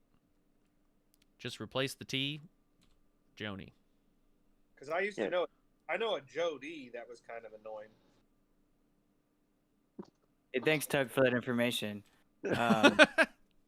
Hey, Joni, I know you've been stuck up in that that really cool lair with the doge, that huge asshole of a dragon. But do you know how to get out of this forest? Nah, dog. I got no clue. I was born in that cave, live in that cave. Okay, I want to come back to that. But Cave life, man. yeah. Okay, I feel you, bud. Can you hand me that acorn? Sure thing, you go. Sort of flips you the acorn. Oh, Nothing happened. Let me go get an acorn. That was a Ponzi scheme to see if something happened to him. All right. I'm gonna walk over and toss it into the cauldron. All right, you toss the acorn into the cauldron, and it floats off of it because apparently the physics is not built for that. But you pop the acorn in the cauldron, and underwhelming, nothing happens. Just sort of clatters on the inside and skirts around. You can see that it's a black cauldron, obviously contained within this tree stump. It looks like there may be some sort of residue on the inside, but it's, pretty worn, pretty caked, pretty dark. It's hard to even make out a color, but you can tell there's a slight film on the inside of it. Maybe we need to cook something. In the I was kind of thinking of Victoria's sponge. The answer. Okay. Yep. Tyrell, do you detect any magic here? You remember earlier that he didn't detect any magic. You could try again if you would like. He didn't tell us that though. That is true. That's a really good point. Thank you for role playing there. I'm sorry. I shake my head no. Okay. Yeah, I'm just gonna go touch it. All right. You go and touch it, and you touch the rim of it, and you notice that some like brown, kind of not quite soot, but it kind of has that consistency. Is in between your fingers, and you kind of run it between your fingers, and it kind of balls up and just kind of falls off your fingers. Okay. I make sure to wipe my fingers on the ground to really clear them off. Yeah, you do. There's nothing left on your fingers. Okay. Can I walk up to smell the cauldron? Sure. You walk Go ahead. right up, and how deep do you put your head in the cauldron? Like, are you just like taking a whiff over the top as if there was something in it? Or you like dunking your head in that thing, even though there's no liquid? Or... I'm doing a scientific smell test. Where you wave your hand over the item and. He's wafting. Hey, Sure. Ranger Awesome. Steve, one Yeah. gold coin says you can't flip over him while his head's in the cauldron. So as you're very expertly wafting these smells into your nose, you get kind of an iron oxide kind of smell. Hey guys, it smells like iron. Thank you for what you perceived. Does that chemistry was the next subject that we were going to take at Coconut's place, but I wasn't there long enough for that course, so you're going to have to explain what iron oxide is to me. Probably a residue of like burning iron. So someone's been heating iron in this, maybe, unless it's an iron cauldron.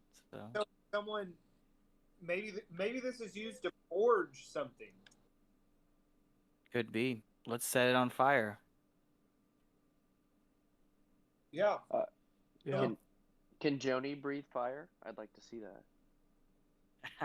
So Joni sort of hears his name and kind of looks at Ranger Steve like, what was that?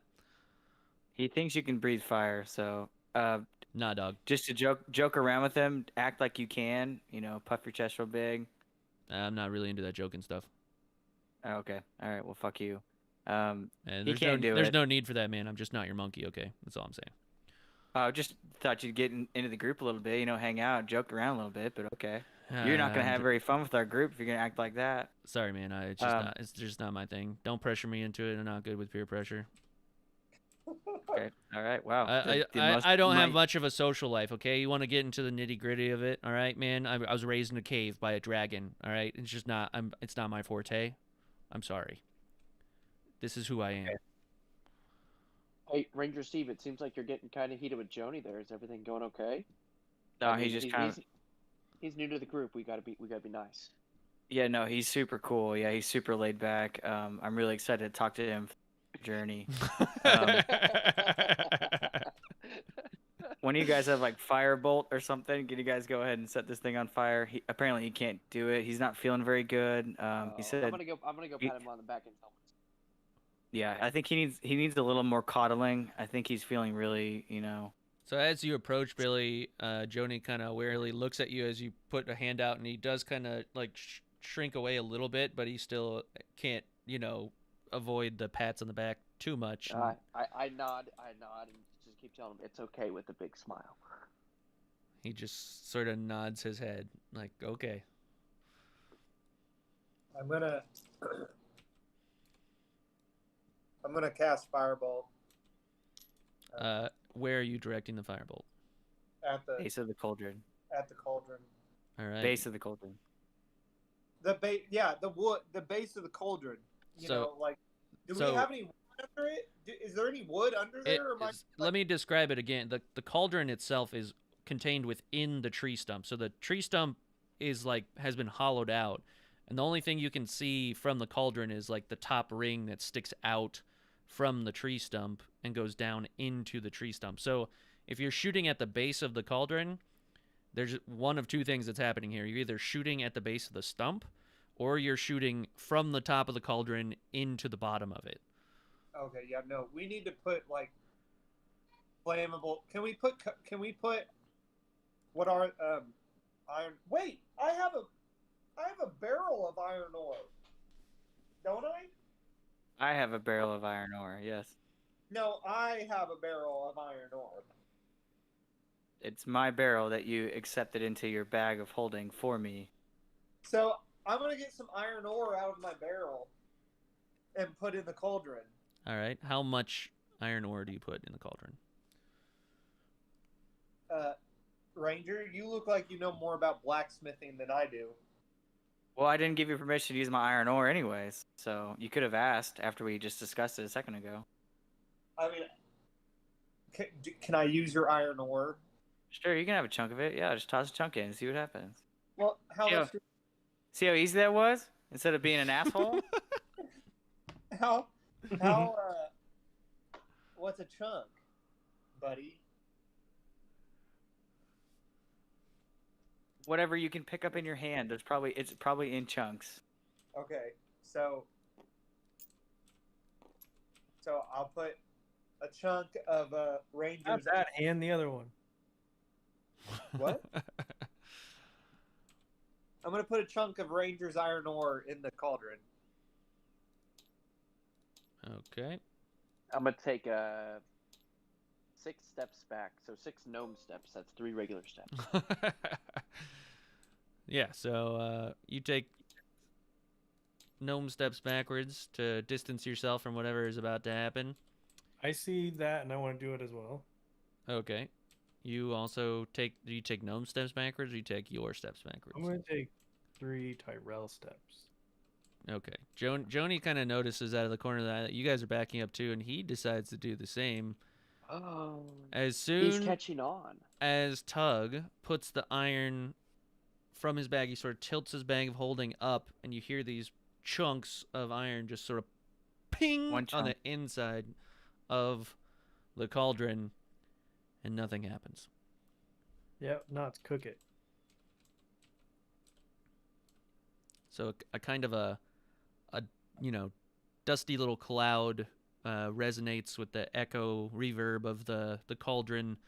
You can see a little poof of rust-colored vapor kind of exit the, kind of knocked off all that was caked on the edges. You get that iron or iron metallic kind of smell in the air once more. Oxide. That's what I couldn't think of it a second time for some reason.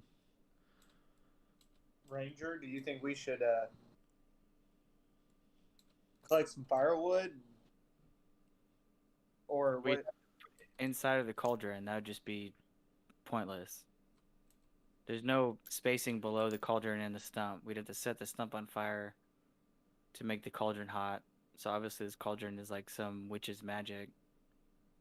It's not like a cooking cauldron. There's no magic.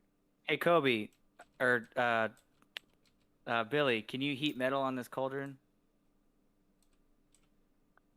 I don't know.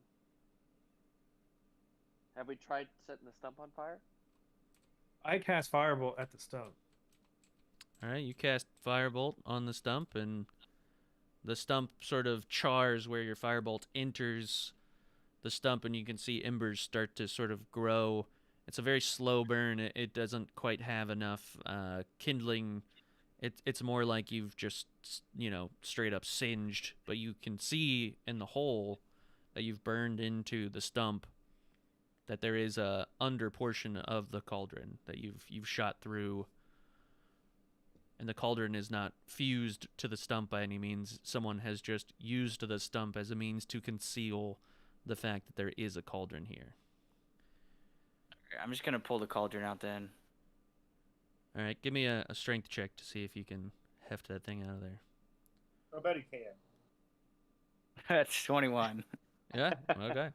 Hey man, if you rolled low, you just weren't gonna be able to do it. No, strength's amazing for me. So even if I don't roll it high, that's still pretty good positive. It's gonna be all right. With Tug taunting you, you had the strength of 2 rangers.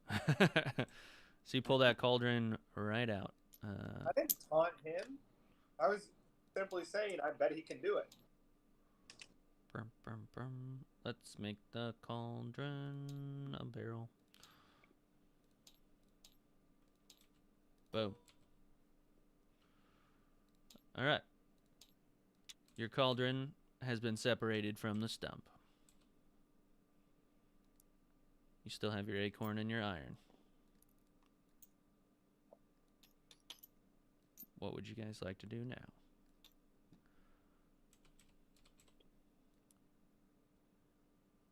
Any takers? Well,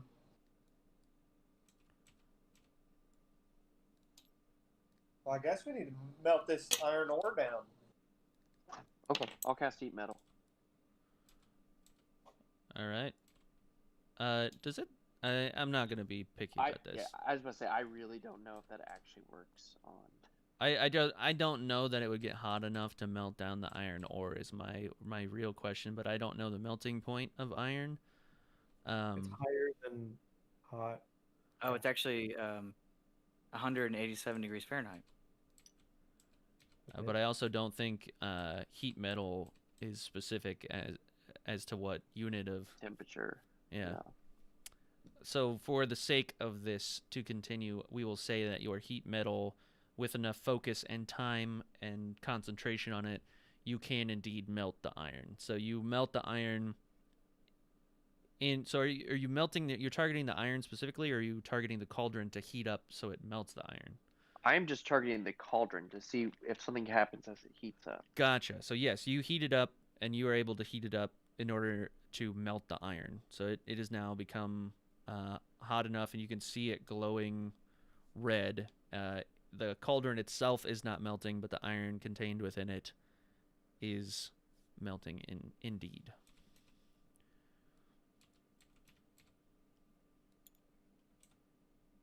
So it is. Oh, bad. It is a liquid at this point.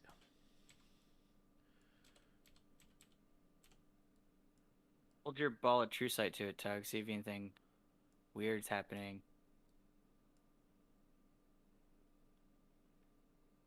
Yeah, I guess I'm gonna look at it through my crystal ball of true sight.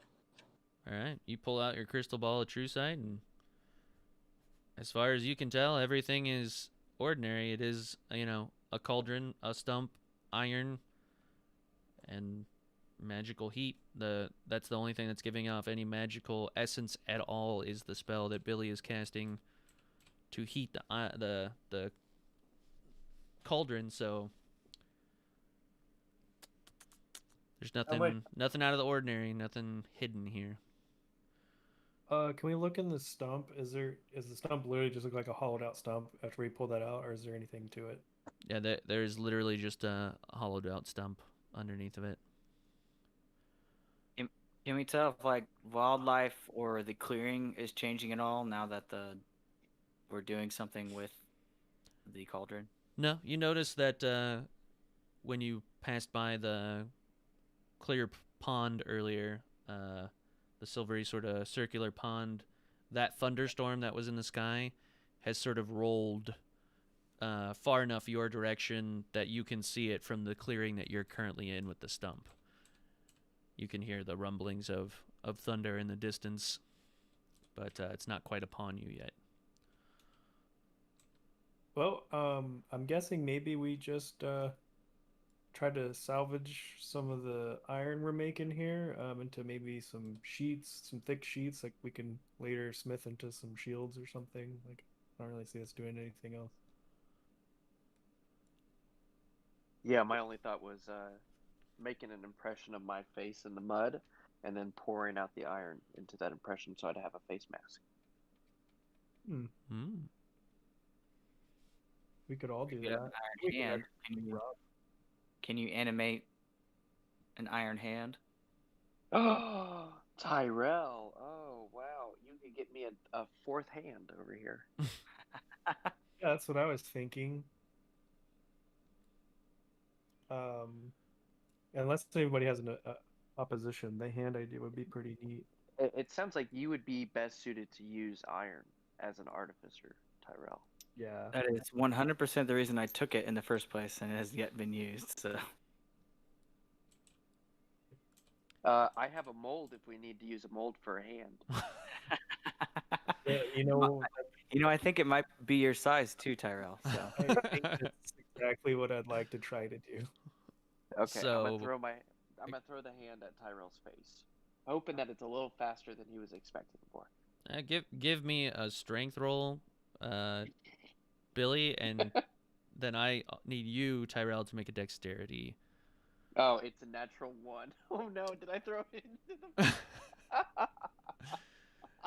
No, you don't throw it into the fire, because your intention was to throw it at Tyrell too hard. It turns out you just, in fact, threw it perfectly. Like, you could not have thrown it more perfectly, and it gently is cradled into the one hand of Tyrell, and he's reunited with his slightly depreciated hand. I want to try to play it off. Like, yeah, you're welcome, bud. Like, I meant to do that and didn't mean to throw it and hit him in the face. He seems unfazed. Yeah, I think I just want to burn too much more time on the iron before we lose our chance here. I think I need to get the hand probably needs to have like a moisture to it. If we cover it in just like some water or some kind of everyone get some spit ready. That's what we have. I'm just gonna chop the ground to remove grass so it makes dirt, pour some water on it so there's a nice puddle of mud for him. Do you successfully make a puddle of mud and consider starting a band? Okay, I like that. That works great. Then I will push my hand. I want to make a fist out of it though, like a good fist. And All right. You push the fist fist. that mud and you push deeper than you think you're able to, all the way up into your wrist. I mean- and We're just writing lyrics at this point, guys. yeah, realize that you probably shouldn't push any farther, or you would potentially risk the damaging the hand or the orifice that you've created. Yeah. I want that back when you're done with it, Tyrell. Oh yeah, I think. I mean, I would probably need to let it sit for just a little bit, but then as soon as I think it's been enough time, I would like to easily pull it out, and see that the mold looks okay. Like how good is the mold? I mean, pulling it back out, obviously the fist is created a little bit bigger than the portion where your wrist would be, but you've got a good, hand in there. You might have to shave down the, That's okay. but that's totally doable. So you got yourself a nice little mold that you've created in the mud. Okay, now I throw the hand back at Billy. All right. You have any particular preference in how you, or you just carelessly throw it back to Billy? I get it in the face. Okay. Surprised you gave it Give, back. give me a strength throw. Or Oh, roll. but not a strength. It can be can't do worse dexterity. than me. I If got you're a going natural if you're one. going more for accuracy than power, sure, go for dexterity. Yeah, that'd be a 12. Okay. I mean, I guess Billy, make a dexterity saving throw. Just got to be a 12. Oh, this is gonna be embarrassing if I don't catch this. Oh yeah, I did really well. Dexterity? Yeah. Yeah, I got a 19. Okay. You catch it. You snag it right out of the air. You didn't think you were going to get it back either, but here it is. You can see the Perfect. eye is still left in Oh. the hand. I'm brushing this gross mud off of here though. I don't want that on my hand. All right. What would you want to? How are you going to go about pouring the iron in there? Just tilt the cauldron or what? I have an oven mitt, and I hold up Tyrell's hand.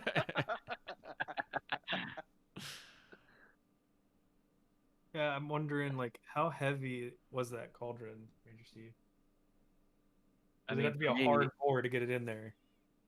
I mean, it wasn't that heavy for me, but Yeah, I know I wouldn't be able to do it. Ranger Steve, you could use 2 of my daggers and maybe pick it up with that. It's probably too Yeah, hot man. to touch. I would be able to pick it up with 2 daggers. But Is there like a lit or a handle?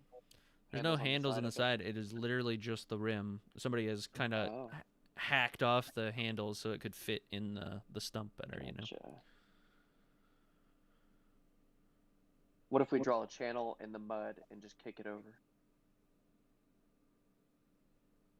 How far away is it from? You the were mold? you were smart enough to put it close to the, Then I think Alright. what Billy's proposing is a good idea. Once it gets full, then we need to just put something in to stop the flow. Because I'm assuming we got just a little bit more than what we need to make the hand. yeah. It looks like you've got, some leeway here. You may end up with a hand mold that goes up and out and has this weird sort of branch Tyrell, you off could of probably it. But use your rope. Your rope could probably pick it up. Tug, your mage hand. Tug. You can only lift 10 pounds. Oh, are you pregnant?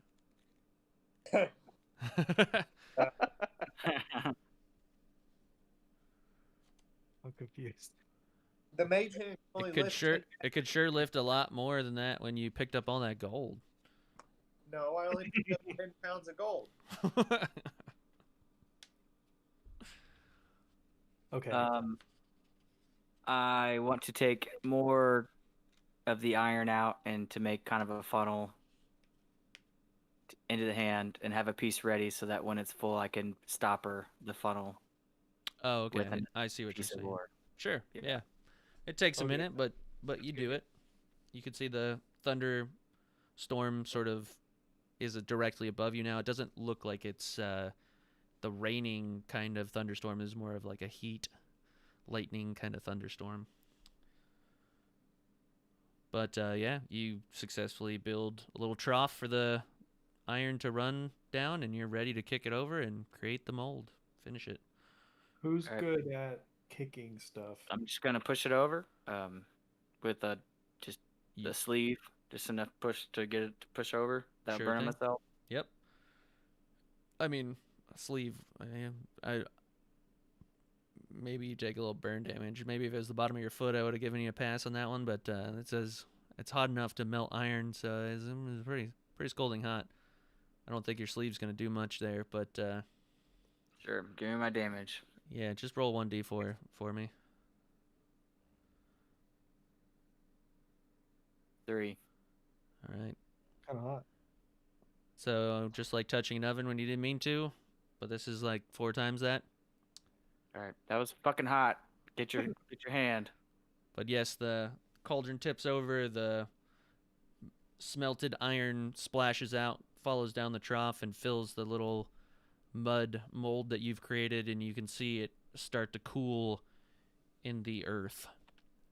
You can tell it's going to take a minute before it's completely solidified. But, I'm gonna douse water on it. yep. Throw some water on it. You get that quelching sort of as the vapors ascend into the air and sort of create a bit of steam obstructing each of you from one another, and the steam kind of dissipates, and you Did it open notice my pores? it definitely opened your pores for all those wonderful iron oxides to just root themselves deep in there. All right. And you notice that it has been cooled and solidified. You now have a iron mold hand. I'm assuming, Ranger Steve, you also threw down the other piece of iron to sort of block off the flow of the iron, right? Like you said you were going to. Yeah. Thanks. But you're all Alright, set. cool. Yeah. I'm gonna throw the excess iron back into the barrel. And Sure. hey, Tug, can you put this back in the bag? So you just put the iron back in the bag. The iron that you needed came out. The barrel is, in there, but you didn't actually have to take the full barrel out. Sure. Okay. Sounds good.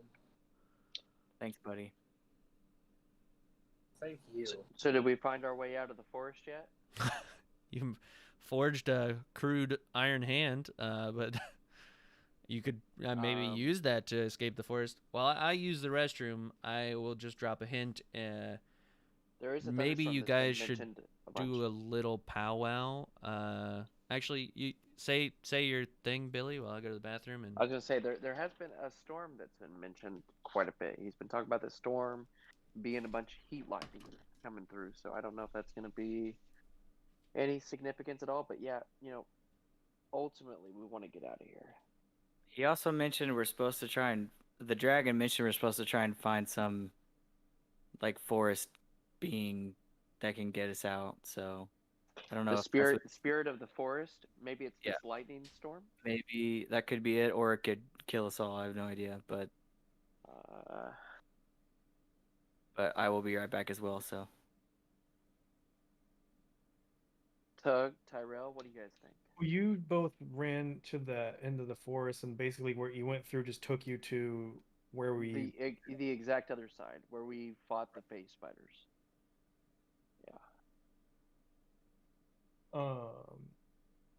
But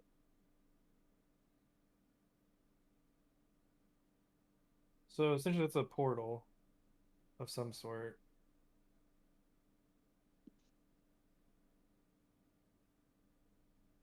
Okay. So do you I'm think trying to- going the opposite way, the way that Tony went? Do you think we should just do that? We could. Yeah.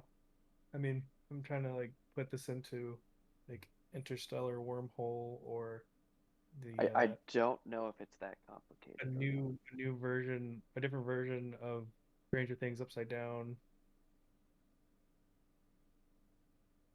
Or Yeah, maybe just go.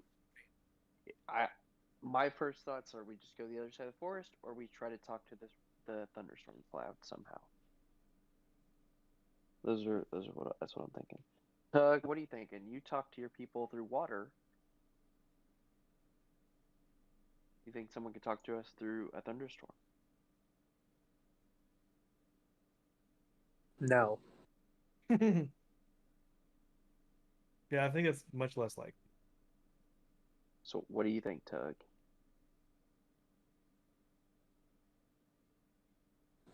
I think we probably need to get ahead of this thunderstorm.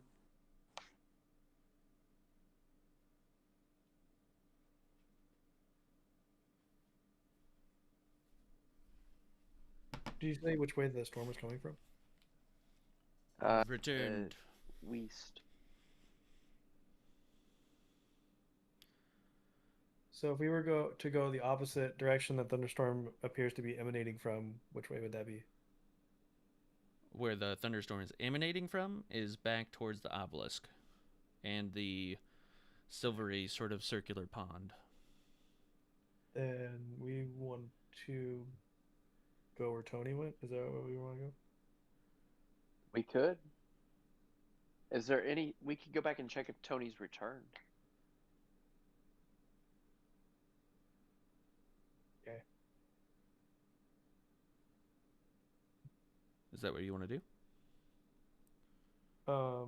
Let's ask Joni. Let's just do it. You're welcome to do it if you want, if that's a consensus of everybody. Yeah. Okay. I'll go back. I think Cameron's still away for a second. I'm just surprised that you, of all people, are saying you want to go see if Tony's okay. Not if he's okay, just if he came back. Okay. So you guys make it out of there, around the bend here. Go down the little trail. Back to where... Were the sticks still there? The sticks that we had touched? Yes, you mean the ones that Tug dragged the line behind? in the sand? Yeah. Yeah, the line was still there. You follow the line back. Great. And, no Tony. Well, no loss. I didn't explicitly say it, but I picked up the crude iron hand. Just kind of, it's hot. Yeah, so. I figured you had procured your iron hand. You just didn't try to forge it to your flesh immediately. I actually did sort of think about that, but I thought, I've got that glue. Be better. I'm going to wait for this thing to cool down. Yeah, so I guess the way that I see it is, we kind of got three options here. We continue walking through the forest and hopefully find some sort of way out of here, some clues, maybe something we missed on the path that helps us get out of here.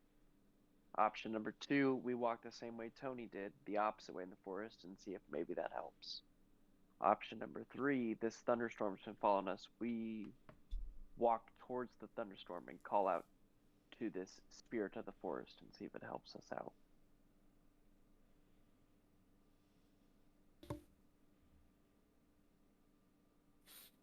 That's what I'm thinking. What are you guys thinking?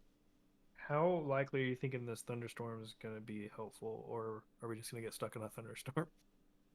I'm giving that like a C minus. It's not bad. Yeah, yep. I mean, I guess if we have the cave, we could always run into the cave if the storm is bad, maybe. We could. Okay. Joni, what do you want to do? Joni sort of perks his head up like, you talking to him? And he gives you his attention, but he doesn't really know. He sort of looks at Ranger Steve like, what's that guy saying? Joni says he's really scared, and that he's just kind of relying on us. But you didn't say anything to him, and he didn't say anything. No, I mean I did. I whispered it to him. I'm consistently translating. Okay. I think I would have noticed if Joni said something. I'm trying to pay attention to his mannerisms, but okay, Range Steve, I'll take you at your word on this one. So how close is the storm now? I mean, it's been above you. It's hard to tell now because you're in the canopy of the trees, but in the clearing, it was already past where you were at. So I mean, the storm is growing or moving, but Oh, spirits in the forest sky, can you lead us out of here? so you shout that to the sky, but obviously your words are hit by the canopy. You don't get the sense that whatever message you're trying to shout to the sky is getting through. Oh, perfect. I walk up a tree. All right. Let's try this again. Just the tallest tree. You spider walk right up the tree, and you get to the top of the tree, and what do you say? Oh, forest spirits in the sky, how do we get out of here? So I need you to make a dexterity saving throw for me. Already. You've been struck by lightning. It's happened before. Yeah, not the first time that hasn't happened. I got a total of 10. Okay. Do you want the average of damage, or do you want me to roll for it? Oh no. Just smite me out of the sky. So roll. Okay. Hang on.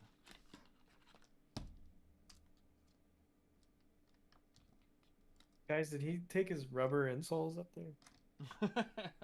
I don't know if the spider ones are rubber insoled or not.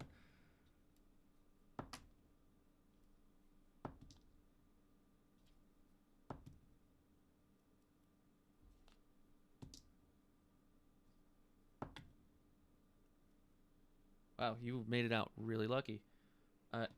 So, as you call out to the sky for assistance, a very clearly non-heat lightning thunderbolt sort of cracks across the sky and strikes you on the tree, and you take 18 points of electric damage. Okay, I go back down the tree. You think for an instant when you saw the flash of lightning arc across the sky and attack you that it was directed somehow, and you almost feel as though there was some sort of like glimpse of a unicorn in the sky.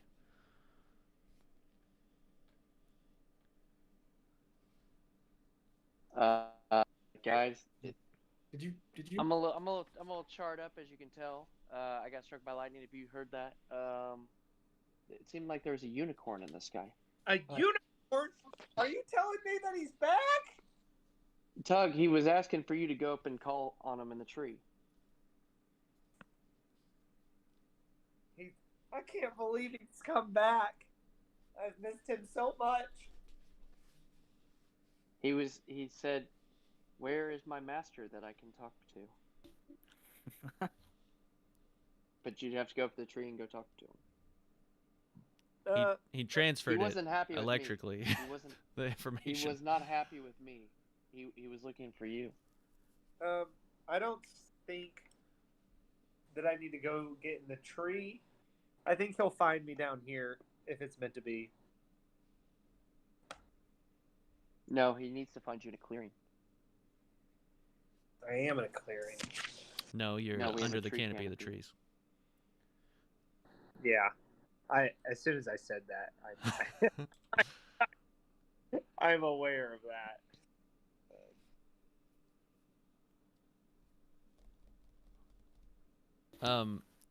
Well, it sounds like it was a pretty hostile storm.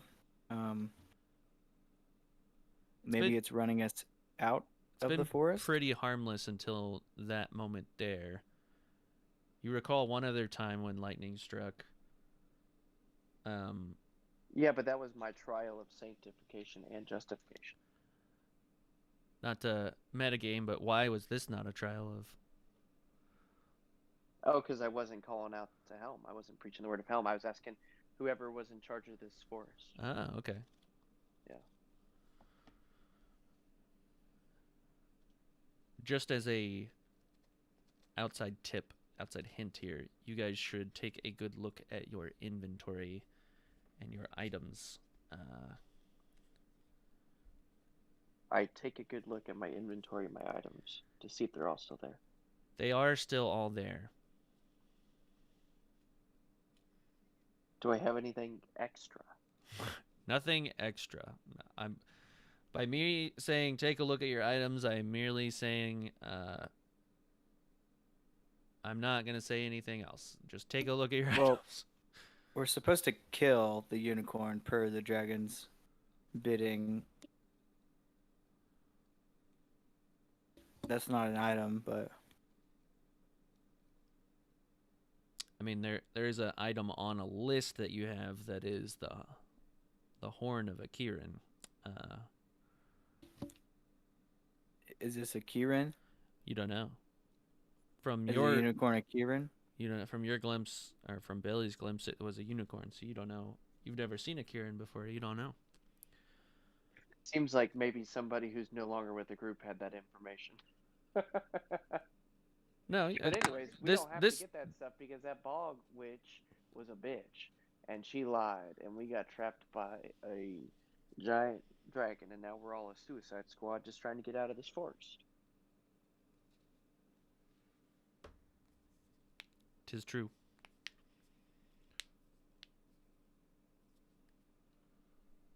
I miss Tony. Tony doesn't look like he's coming back, as far as you know. I say we just wait it out and see what happens. Maybe it'll land in front of us.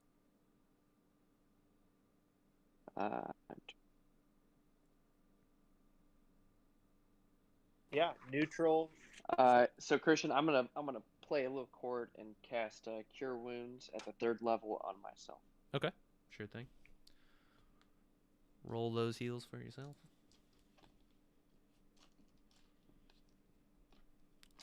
Are you guys taking a look at your inventory? Is anybody? I already did. I don't know. Crystal ball of true sight. Isn't that bottle broken? It's cracked. It's not broken. Yeah, it is cracked. I have a stick, a tarp, 4 sleeping potions, a blue sun cell, an ebony fly figure, 2 kegs of. Well, I don't have the 2 kegs. Logger axe, wand of polymorph, owlbear egg, bag of holding, barrel of iron, oak tree leaves, winged sling bullet, white flower from elf, 5 elf gold coins, book of spells, purple butterfly, slingshot, big scimitar. Oh, man. Christian, I'm healed. I think I have a bunch of health here. Softball of spider webs, 9 lives, dealer's sword, phase scimitar, and the boots of Elvenkind. Oh my gosh, that was perfect, Christian. I healed all of my HP back up Nice. with that because I got 3d8 plus a d8 per casting with my mandolin. So It could have been way worse. I rolled 3 ones, so perfect. good choice on just the smite me option. On the side note for inventory and stuff, did you have a specific card or anything for the Sword of Mocking? Oh yeah, did I not send you that one? I'll send you that right now. Alrighty, inventory here. Obviously I have my mandolin, my bag of tricks that comes out every now and then. I have this, just an old gnome staff that I carry around. This, I don't remember whose hand this is. I found a left hand, and it has this eye in the middle of it. I got some of the big gulp sleeping potions. An owlbear testicle. Do you think we need to offer that up as a sacrifice? The harp. I have some flowers. these dimensional shackles that are only for bad cop situations, my slippers, spider eye, this lovely fashionable squirrel tail that I'm wearing, and the Scythian stones. Yeah, that's about it. Tyrell, what do you have in your inventory? It's probably me, and I have god awful notes, and I can't read them. So, Well, that's helpful. I mean, I have nothing. Like when I restarted my notes like 2 sessions ago, I have my bone of wand detection, the crude iron hand I just got, a rope, sovereign glue, and the cloak of Elvenkind, which I don't know what does. I don't have any information on it. I'll send you that. You don't have that. You have anything else in your inventory? You just dumped it all on the road. Apparently, because yeah, I cannot read my notes that I took. I can at least tell you it's not in Tyrell's inventory, and there may be other solutions to this. I'm just the one that I can think of how to get you out. Ranger Steve, what you got? Well, if he's thinking it's in my inventory, then either I didn't write it down because I don't pick hardly anything up. So I have some oil, sleeping potions, health potions, red slad gem, and 4 iron horseshoes. My magic items are drift globe, decanter, my voyeur, fishing pole, and ascending stone. What do the horseshoes do? I just picked them up before I got, because I thought we could use iron for something. That was a long time ago. Now I have a barrel full of iron, so.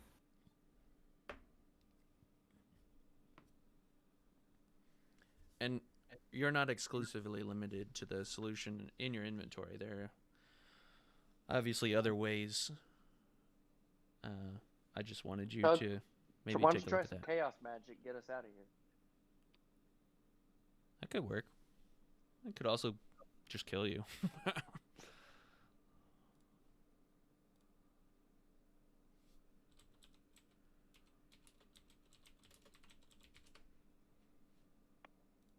Guys, I'm open for any suggestions on how we might escape.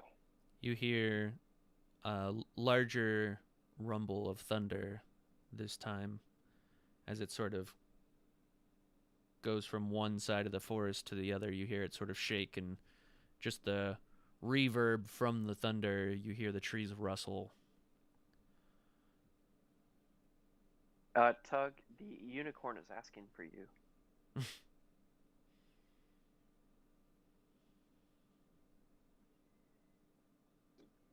I'll walk over towards the cave. Hopefully, it's not inside, but if there's a spot that overhangs a little bit that I can, not get struck by lightning. Yeah, of course. You find yourself at the entrance of the cave, sheltered. Don't mind Tony. He's over there, but he's not over there. He's just over there.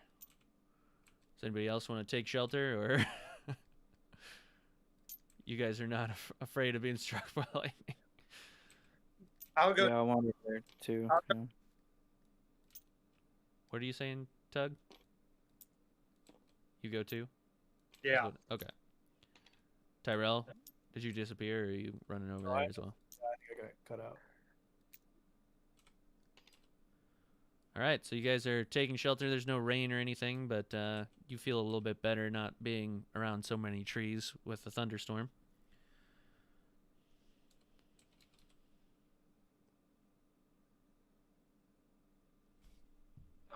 There's got to be at least some sort of way out of here. Any ideas? Does anyone remember what we did when we first got in? Like, where did we walk in? We walked in next to the obelisk. Yeah, we passed through it, and then that's when we saw the stump, and then the acorns. That's how I knew we had made it all the way back around in a big circle. Oh. Yep.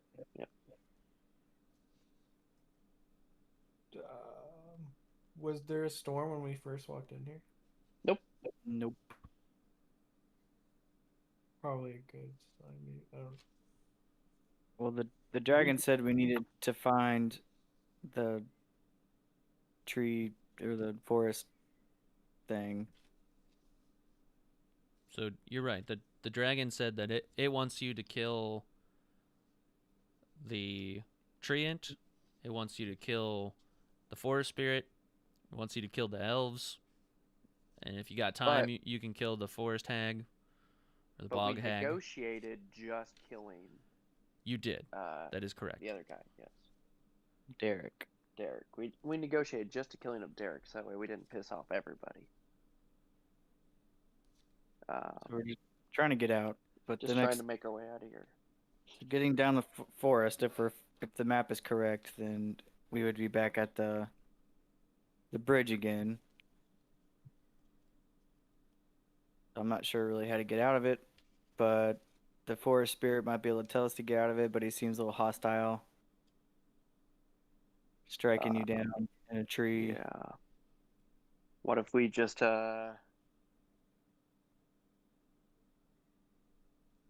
walked the other way out of the forest? That's the only thing that I can think of. Going up doesn't seem to be working because there's this storm that keeps chasing us. So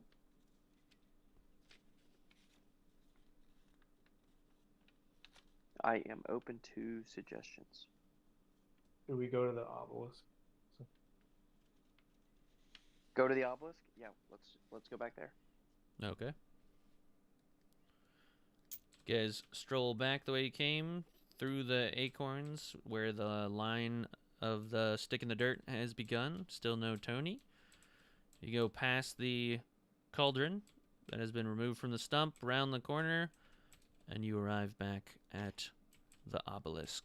You have not yet crossed its path, but here lies the obelisk. All right, talk to the storm now. Does the path divert into a different way? Like, is there a third branch of a path? There is not.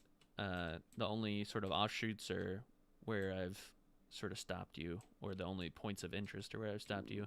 Obviously, Can I the walk gaps in the trees reverse? are. Sure, you walk backwards the whole way. Yeah, that works. Past the obelisk. You walk backwards past the obelisk. All right. What is this? Ready Player One? Does the forest seem to be thinning out, or do I notice anything? Nope, nothing seems different. Okay. Joni sort of looks at you puzzlingly and then does the same. Perfect. Ooh, Tyrell also does the same. Tyrell does the same. And I disappear. Dang it. No more than you usually would disappear. Sure. Okay.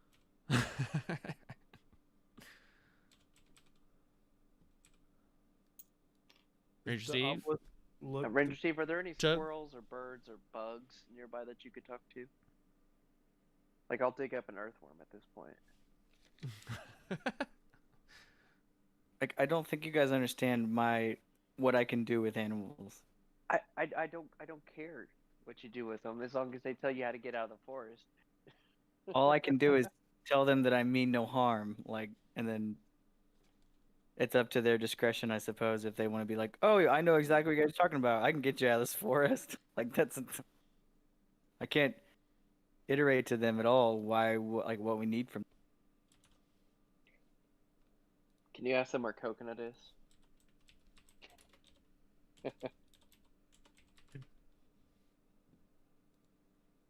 Do you know bird language for crow or coconut?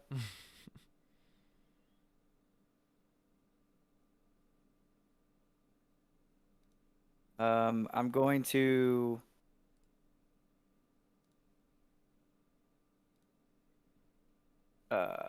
stab my axe into the ground, hold on to the axe, and call up to the storm in the same manner that Billy tried to.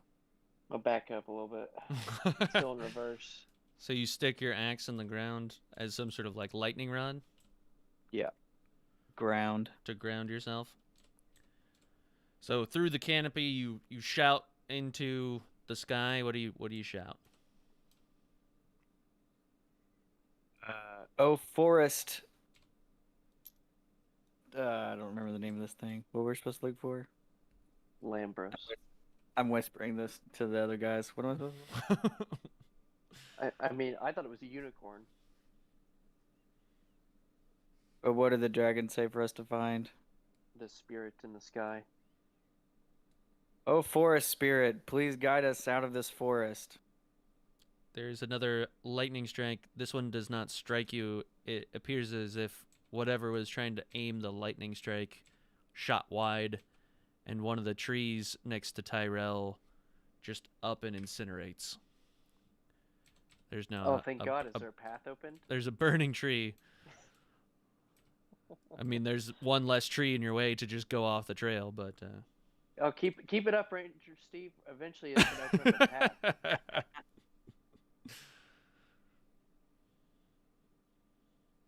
I'm out of ideas, guys. I don't know.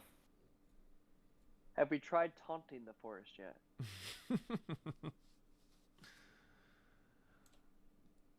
So Ranger Steve, when you go to pick up your axe, you notice that there's a little symbol on the obelisk, one that you've noticed before. Let me see if I can find a way to get this in there.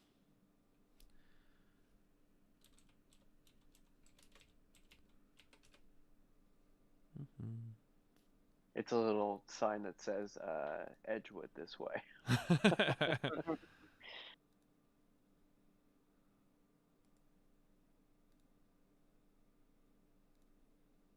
Okay.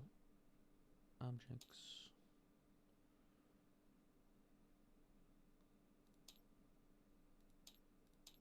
Guys, you think if we die in Lambros, we die in real life? Or if it's one of those things that we wake up like it was all a dream? So on the obelisk is this symbol. You've seen it before, didn't really give it much thought. But here it is Which means nonetheless. we didn't remember it. Huh? Which means we probably don't remember it. Yeah, I mean, it's on the little slip of paper too, but it's rather small on the slip of paper. Question, do my elven coins have that symbol? They don't. The elven coins have a Oh, the moon crescent crescent. moon. Yes. Mhm. Yes. Wait, does the sword have that? Have this symbol. The sword of the Death Knight? No. The Sword of the Death Knight has skulls on its hilt. Black steel weapon.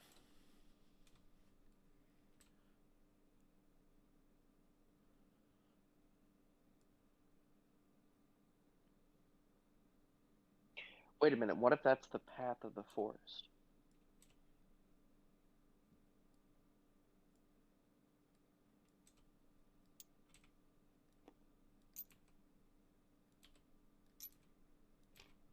So, another. So instead of a loop, we're stuck in this thing. Yeah. Yeah, my thought was like, is the way you described going through the section that you and Tug and Tony did, that it popped you over there. It's almost like, Is there any indication that says you are here now, I- like at a mall? No. Can I snap my heels together and say there's no place like home, there's no place like home, there's no place like home? I think you need to do your hands like tongs instead. Yes, lobster claws. You do that, but nothing happens. You just miss home a little bit more. Well, based on the map, aren't we kind of out of order now anyways? I mean, we went from the dragon to, and we didn't go to this next tree. What was that next tree? You went backwards back to the obelisk. That's why you.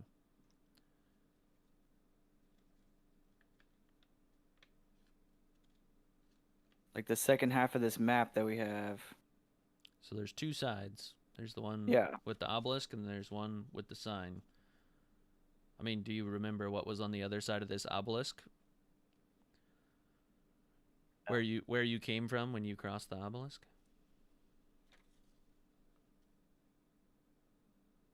The lake.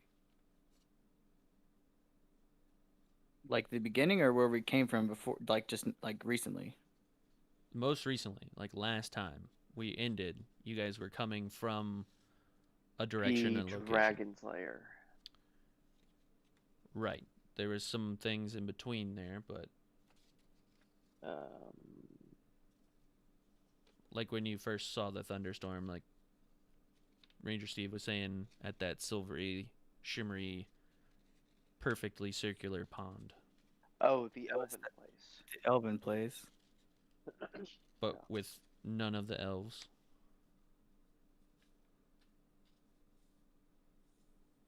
Yeah, do we need to go back there? Jump in the pond? It's totally dependent on you guys. Like I said, there's multiple solutions here. I'm trying to direct you without directing you, because there's lots of answers to this. But don't be afraid to try things. That's all I'll say. I'm terrified. Kidding. I say we just keep going. Going back. That part I don't know. Yes. Let's just go back. We're gonna walk backwards. You're gonna walk backwards back. So you're gonna go back to the silver pond, essentially, is what you're Or we go, yeah, I mean, sure. Why not? saying. Okay. I'd say we just go back past the cave and just keep going the direction we were going, You could And go just that see way what too. happens. and I just like see that what too, happens. because that keeps us going in the way that we were going. Makes sense. Yeah. Okay. Okay. Let's boogie on through. Let me save this one.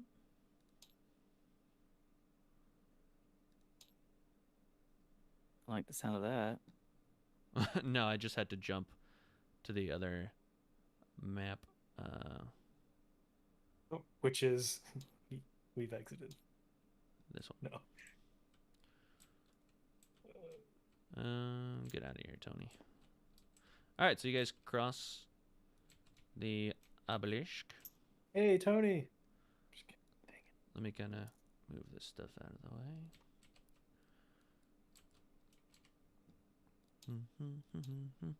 Where are the tools? There. So,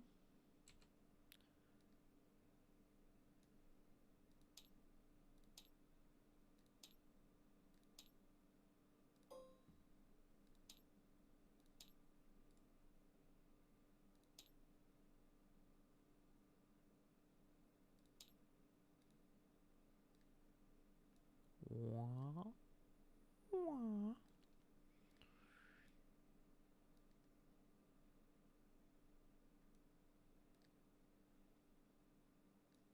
Okie dokie. So, you guys are going doo down the trail, yada yada, and you come to the clearing with the reflective silver pond. You're still in the sort of tree line here. Can I go dip one of Tyrell's fingers into the pond? Sure. So you enter the clearing, and I need you to make a dexterity saving throw. Alrighty. A natural 20. All right. So you're only going to take half the damage.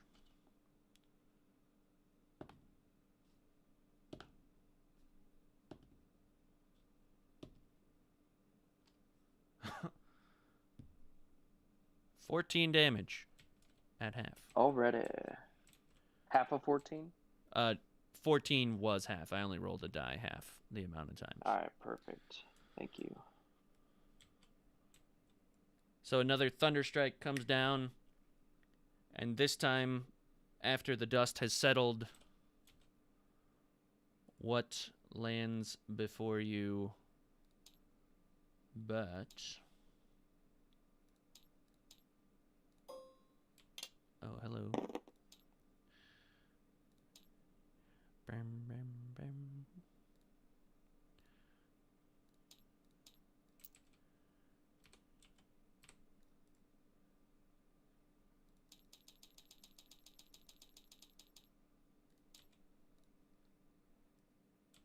But just as if it has traveled by lightning, this creature crashes down in front of you.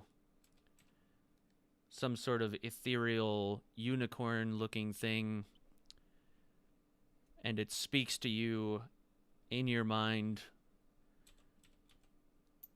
and says that you all must be eradicated from this forest.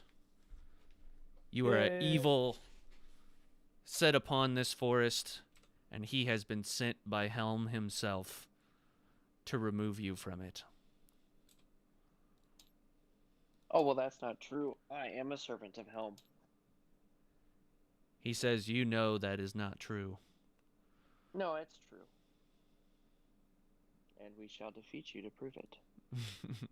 And I throw out my I use my 3 Sure. bag of tricks on this guy. So Everybody go ahead and roll initiative then. What? What is that? Wait, what? What's initiative? Initiative? You didn't expect to get in a fight here? No, I actually really did. Not every well, creature I got challenged on if I'm a servant of Helm. Of course, we're getting into a fight. So A giant badger, okay. a panther, and a regular badger. I'm pulling up all their stuff. Let's do the bear as the badger. And then another bear as another badger. And then we'll do the varg beast as the panther. And I'll make one of the bears smaller.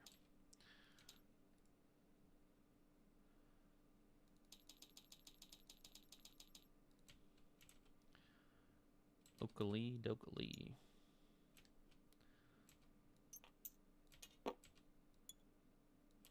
Alrighty.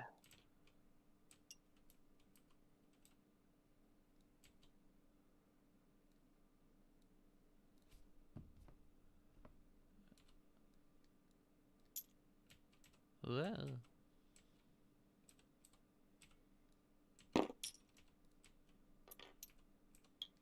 There's not enough room here.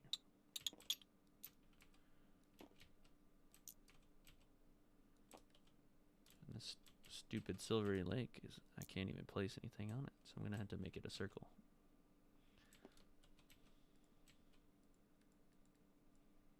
Oh, it's because it's like up in the air.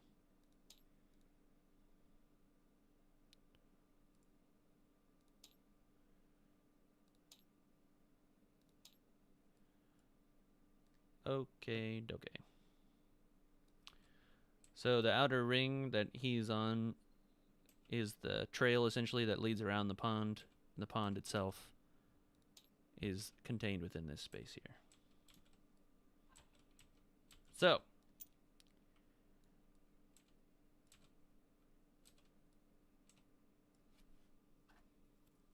what did you guys get on initiative? Ranger Steve 16. Billy 12.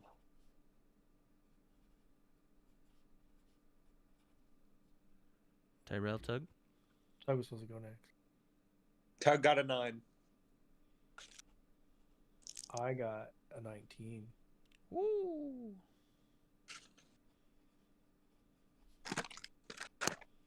What'd Joni get? Joni is gonna be on your turn too. Unless you want him to roll independently.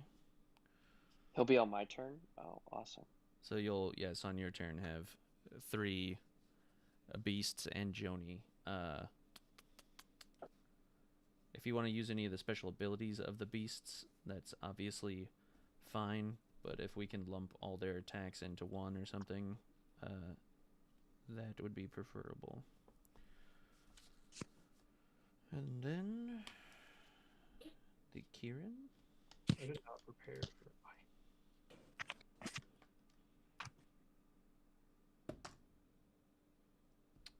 Got a 15, so right in the middle.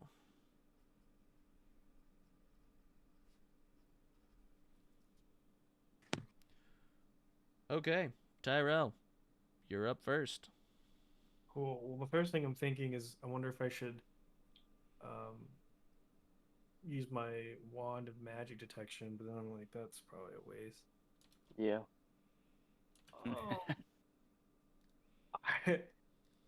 You know what? The first thing I'm gonna do, I literally don't have much to do. I want to try to lasso this mother Okay. with my rope. It's probably a bad idea. It'd be crazy if someone gave you a crossbow to also shoot somebody.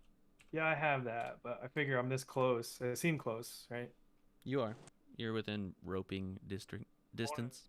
I want to try to, like, I guess, how can we attempt this? Because technically it is magic rope, and it can, once it's, touching, I can command it to tie around. Like, I don't know if I need to do a full lasso, if I can just like throw it out there, and if I'm good enough, I get them. I don't know.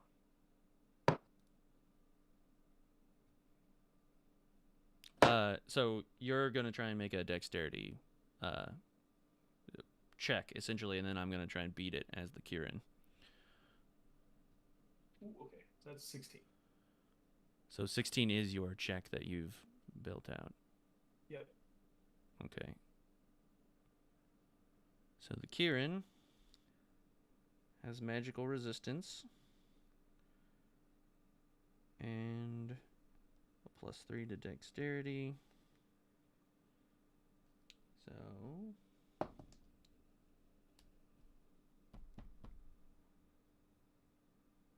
it defeats your check. Cool. So- He fell into my trap. So as you throw the rope, you were aiming for his unicorn horn. He becomes ethereal, and the rope sort of falls through him and hits the ground, and then he becomes tangible once more. So the rope is currently at his feet. Good. Would you like to do anything else with your action?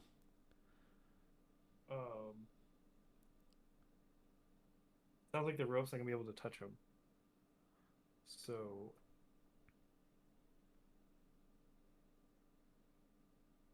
I'm gonna leave the rope there and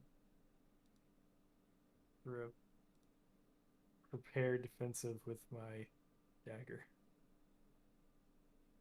All right. That brings us to Ranger Steve's turn. It's morphin' time. All right. You have your oak flesh pour over your skin and become your armor.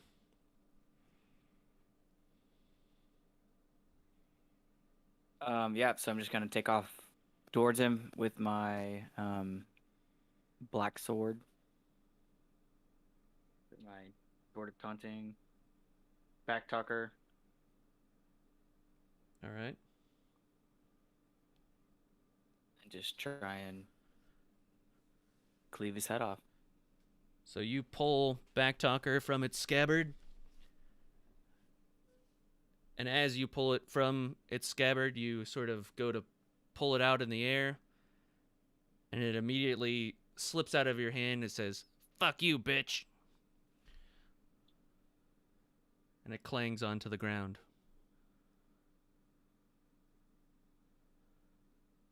You get the feeling that your alignment is not quite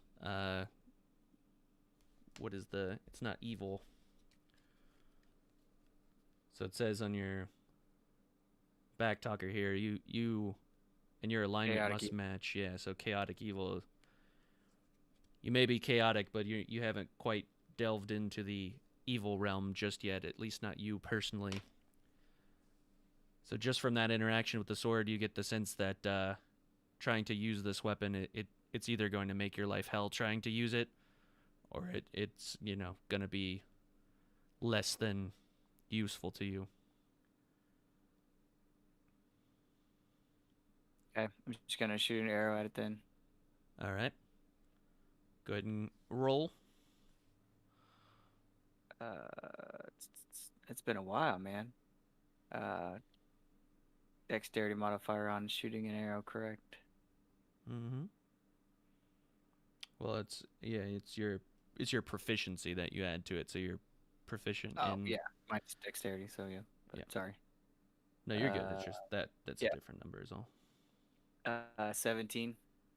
All right. So you shoot the arrow and it goes wide from you being thrown off of the sword, not quite doing what you want, and then having to quickly prep your bow for a shot you didn't intend to take. You were a little hasty and missed your shot, so the arrow goes wide. So it is now the Kieran's turn. The Kieran is going to rear up and multi-attack. Makes 3 attacks, 2 with its hooves and 1 with its horn. So the first attack is going to be with the hooves.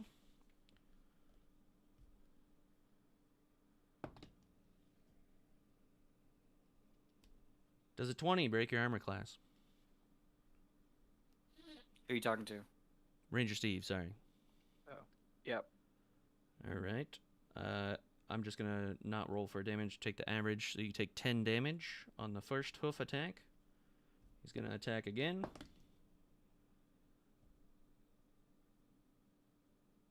Does a 29 break your armor class? I mean, why even asking? 10 more damage.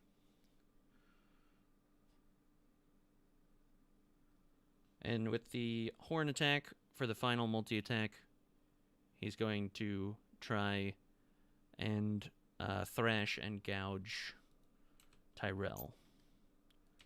Oh, So okay. he's going to move to Tyrell. You know, guys, wherever. He's like right in the mix here. Thrashing around.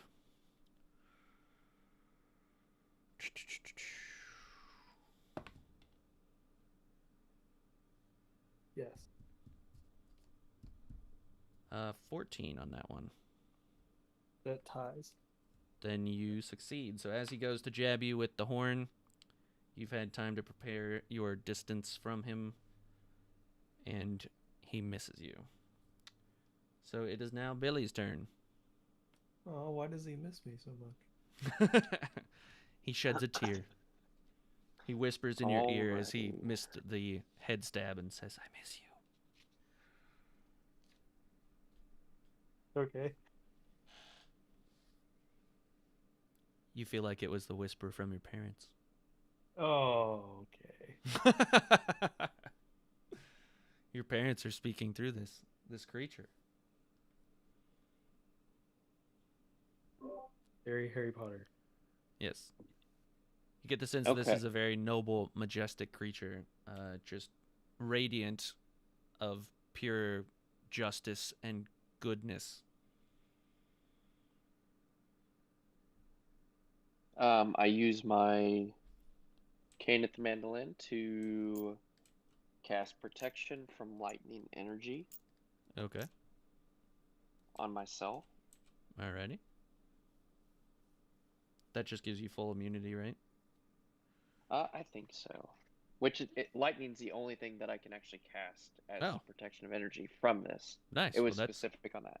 That's good. Yeah. Now with my animals, how far away are we from this thing right now? You're all within attack range. You're all kind of, like I said, he's in the mix. He's right in the middle of you guys. You got him kind of surrounded. Okay. And you want them all to attack at the same time? Do you want me rolling once, 3 times? If you're just having them all attack, you can roll to see if it breaks the armor class for each one. And if it breaks the armor class for any of them, we can roll damage for all 3 of them. Essentially, we're combining the 3 beasts into one, you know? So... Okay, well, I guess one roll for all 3 monsters, and then we'll roll all damage if it hits, and we won't roll if it misses, kind of thing. For damage, that is. Just so it doesn't gunk up the... Gotcha. So what I'm doing is I'm just picking one of them here, rolling, and then if that is whatever good enough for hit. Yeah, whatever your highest plus to hit roll is, make that one. Okay. And then that will determine if you hit for all of the creatures or not.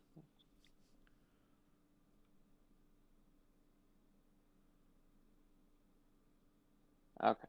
My highest is a +6, so let me roll that.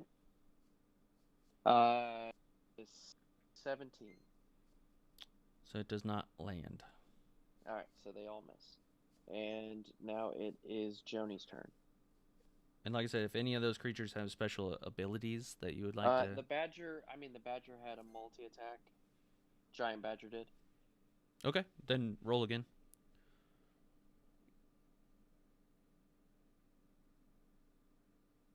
So the badger gets...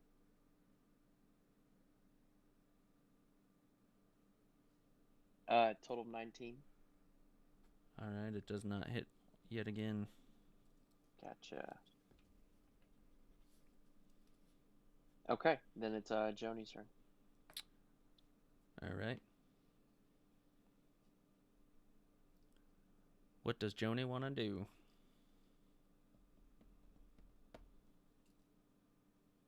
Are you rolling for him, or do I need to roll? You for can him, roll for him. He's your companion.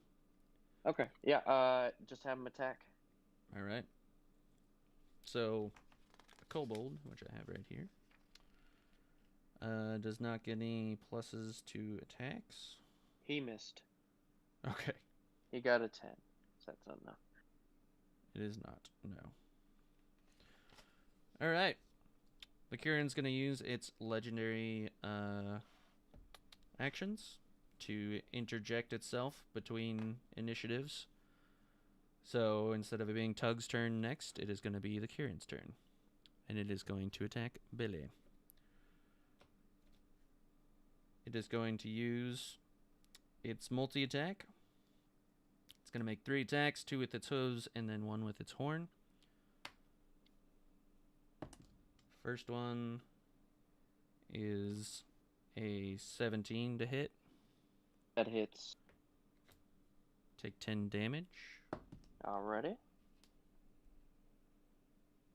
The next one is a 12 to hit. Does not hit. And the last one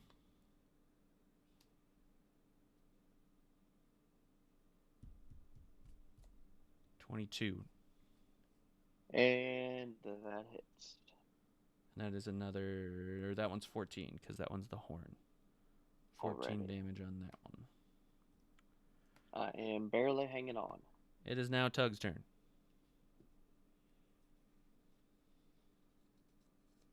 What you gonna do? I try to talk to the creature. What do you say?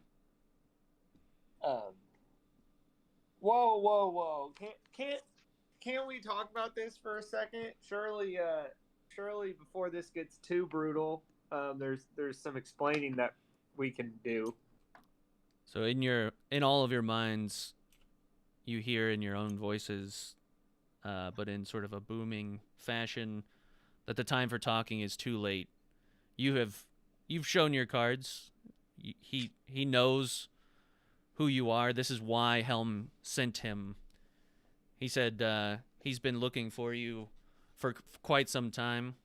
He managed to find you there for a little bit.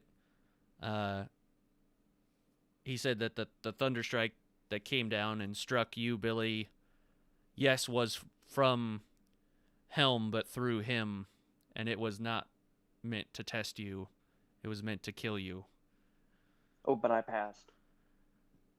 He said, believe whatever you want, but you are not on the path of Helm.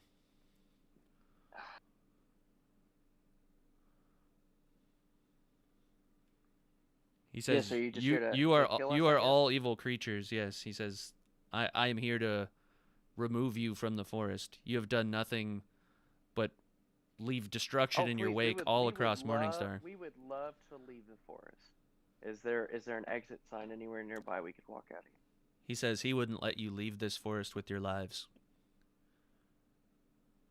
He says you are creatures of evil, and he is here to divvy out justice.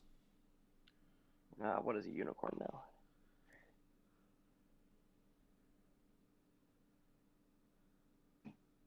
He says that you can make whatever pleas you may want to your gods when you meet them in the afterlife.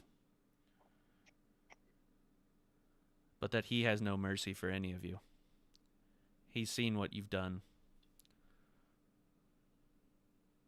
And he said What? Helm has seen as well. What the fuck have we done in this forest that's so upsetting? He says that you've killed any manner of the forest creatures. That attacked us first? He says it is not the issue of the animals that they were protecting themselves. He says you unjustly killed owlbears. He says attacked us. you desecrated a nymph's like living situation. That was Killed trying to one of kill. our people. He said mean, the nymph did not try. The nymph merely was defending itself from you. No, we Just know what a as the nymph is. owlbears though, did. bud. We know what a nymph is. We know what was going to happen to us. Then why did you approach it? We were walking down the trail. It's right off the trail. He says Why so. is there a So nymph you on so the you could trail? obtain something from the nymph, just like you could obtain something from the owlbear. What did we try to obtain from the nymph? He says I watched you take a tear from the nymph, just as you took that owlbear's eggs. We did this to save our friend, though. But at what cost? You run amok in a town where people from another time had come seeking refuge, and you start to accumulate them into some cult and have them murder two of their own and turn them against each other? I think I really Also only saved a bunch of people, too, while we were there, who were trapped there. Why were people trapped there? He says that those people are there willingly. Yes, they're under the spell of the tree, but they've been through a traumatic experience at barely escaping with their lives, that they've been trapped in Lambros, safe from the wake and the destruction of the Death Knight that you crossed paths with. Talk about the people we saved in the barrels. Did you see that? We He saved like says- 10 people. He says that those were all just merely illusions to keep you entertained, that the treant concocted so you would remain there. Well, couldn't you see our true selves then, that we saved a bunch of people, even if they were fake? He says he doesn't believe that you were there to save those people. They were merely circumstance. You were looking for treasure in the barrels. You weren't looking to save people. And we chose to save them anyways. He says one small good deed in a sea of sin. Stealing an owlbear egg and a tear, that's a sea of sin compared to saving Murdering two owlbears to get the eggs and desecrating a nymph's surroundings so you could obtain a tear. He to says save our friend. He says noble causes. He says many terrible things have been done in the name of a noble cause. Sounds like your noble cause is pretty dangerous too. My noble cause is to stop you from wreaking havoc across any more of Morningstar. What about the dragon? How do you feel about the dragon? He says I would like nothing more than to kill the dragon, but the dragon serves its purpose in this forest too. The dragon didn't raise half of Morningstar from the giant's bones to the trident to Lambros. The dragon stayed in its forest, kept to itself. There's an ecosystem here. Well, damn, Jackie, you don't gotta get so upset at us. We're over here just trying to do our thing. We're the Zoo Warriors Electric Boogaloo too. We save towns. He Okay? says that People come that to us at ruin and despair, and we make things better in the name of Helm.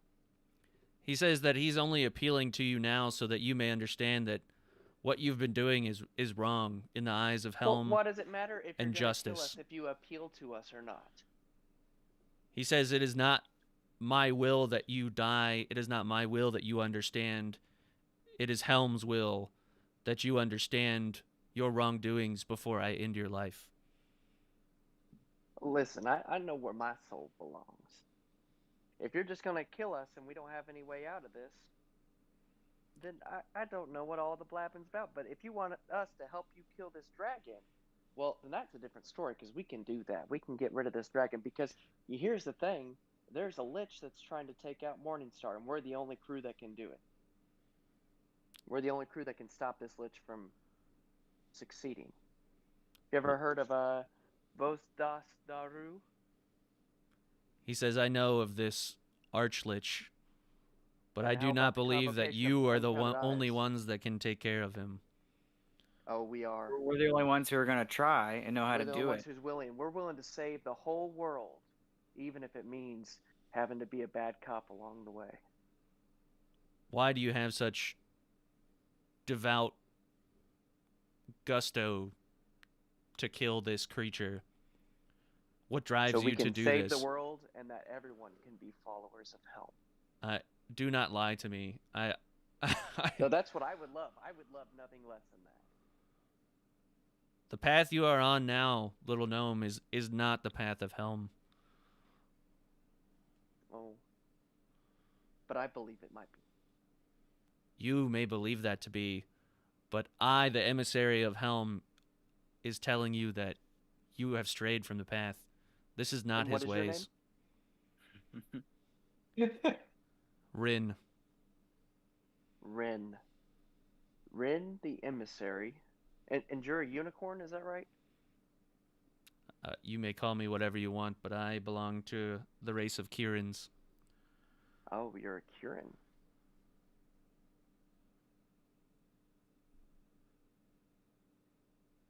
Now, if we could please proceed, I would like to With- continue with smiting us- you.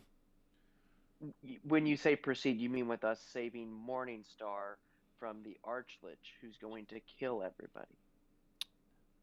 Helm and I can handle the Archlich just fine.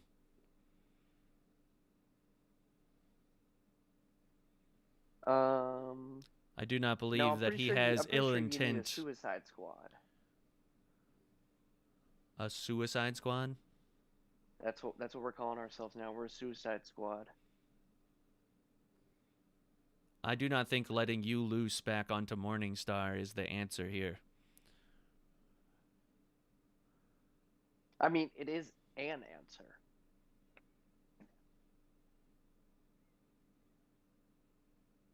Not the one I'm seeking. So prepare yourselves for battle. Or can we not prepare ourselves for battle and then you just let us go? I will not let you leave this forest, but I will give you a chance to defend yourselves.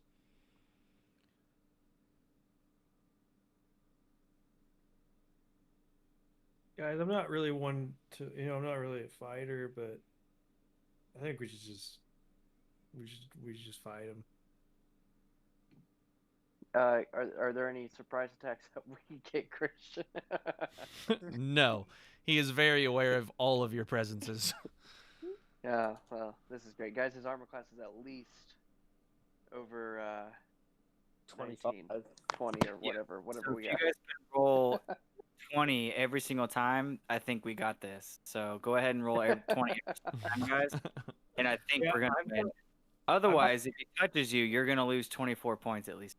So Guys, I think we need to pick this up next week because I can't stay up much later. I mean, we could all die right don't now. you wanna know, die, it'd be over or- really quick. I mean, it might give us I'm about to say, a, I'm give us a only good 4 week points away to from death. We can make it happen real fast. give us a good week to prepare. I think Prepare that's what to die? I think that's not a bad idea. It's to take a pause. I know we started an hour late, but We did? Yeah. I'm sorry. That's my fault, but I'm exhausted. I can't stay up later. it's all good, man. No worries. You got a job and stuff, And showers. and showers. poop showers. No, so I mean, there's a lot of reasons you're fighting a Kieran right now. One I of have them, no idea what a Kirin is. It's this big unicorn thing. I went to school with Kier. Kiernan. But you don't. I've had this built from the beginning. You didn't fight the dragon, but you're gonna fight the Kieran here. So it is Impossible. easier. Yeah. It is easier to kill than the Emerald Dragon. So this is. Oh yeah, it's a fucking dragon. This is still. We're level 5.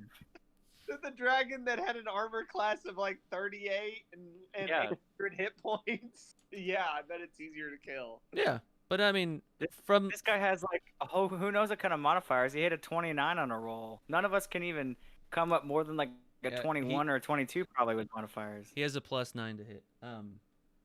Fuck. So you're basically we're gonna die is what's gonna happen. So just kill us right now. Why I we mean, gotta you can wait? run away. There's other ways out of the forest, and you know, he has said that multiple times that there are other ways out of the forest. and you Yeah, you have. I don't know what it could be. So it's got to be better than what's going on now. But also, I mean, just based on you guys' previous adventures, I mean, the encounter with this creature would be different depending on what you've done up until this point. We've only done good.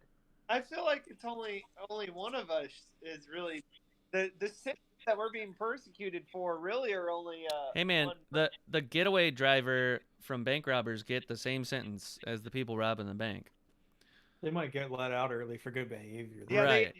they actually get. They may know, have they roll tinnitus over. and be really relatable, but they get the same I've sentence. learned something about people that think that they're gods along the way, and that's the people that worship them determine who they actually are.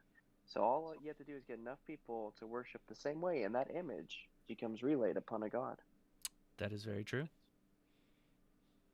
That is what will happen. All my sins will be absolved. Take a long, hard look at your inventories. Does anybody have something I could stop by Kieran? Realize where you're at. The forest seems rather thin. There are objects in your inventory.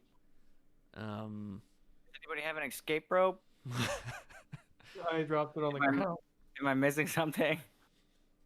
I have an owlbear testicle. Like I said, just take the week, share information. Feel free Christian, to. you may have written down that somebody has something in their inventory, and they. Oh, may I not heard have it. that. No, I heard it when you guys listed it off. It's in there. And I mean the that, dimensional shackles. Do we gonna shackle this guy up? Would that I mean help? that would prevent him from shifting dimensions, so that Oh, could spell we, that he could we throw some cast, glue on him? where he or throw a becomes spider web at him? ethereal, to prevent being roped. That would prevent him from doing that. Could we glue him to the ground? If you could get him to stand still for 60 seconds while it's set. Oh. Pat, you didn't know that luckily Tyrell threw the glue down before we started talking. Good thing he's been moving around the whole time. Are there any hints? I've given you of hints. People's inventory, guys. All right, Josh, what's in your inventory again? So say we before even you go beat to- this guy, we still don't even know how to get out. The map flips every time we touch the stone, basically. Quit touching the stone, damn it! You guys didn't touch the stone. I mean, you did, but you didn't. I don't know. Next time on Tug and the Electric Boogaloo. I know you're frustrated, but there's lots to do here. I mean, it's a tough enemy, but there's ways out of this. Just run away. That Everybody is just run and just hope he doesn't probably kill you the on most obvious way. Yes. And just hope that you don't die. I mean, I probably will if he hits me with an attack, but All right. Is everybody good now? We gotta. It's You're bedtime. welcome to go. If anybody else wants to stay and vent their frustrations, you're also welcome to do that. I will be here for them. I'm excited for the challenge. Good night. Good night. Doug, you can body some hits for us next time. He's got 80 points of health. He does. And I've got a bunch of heals. So, like, that's what I was saying. I'm not prepared for battle, but I guess technically I do have a lot of heals, so I can run I around. I could use that. I'm down to my last 4 of the HP. Goodbye, everybody. See ya. Au revoir. All right.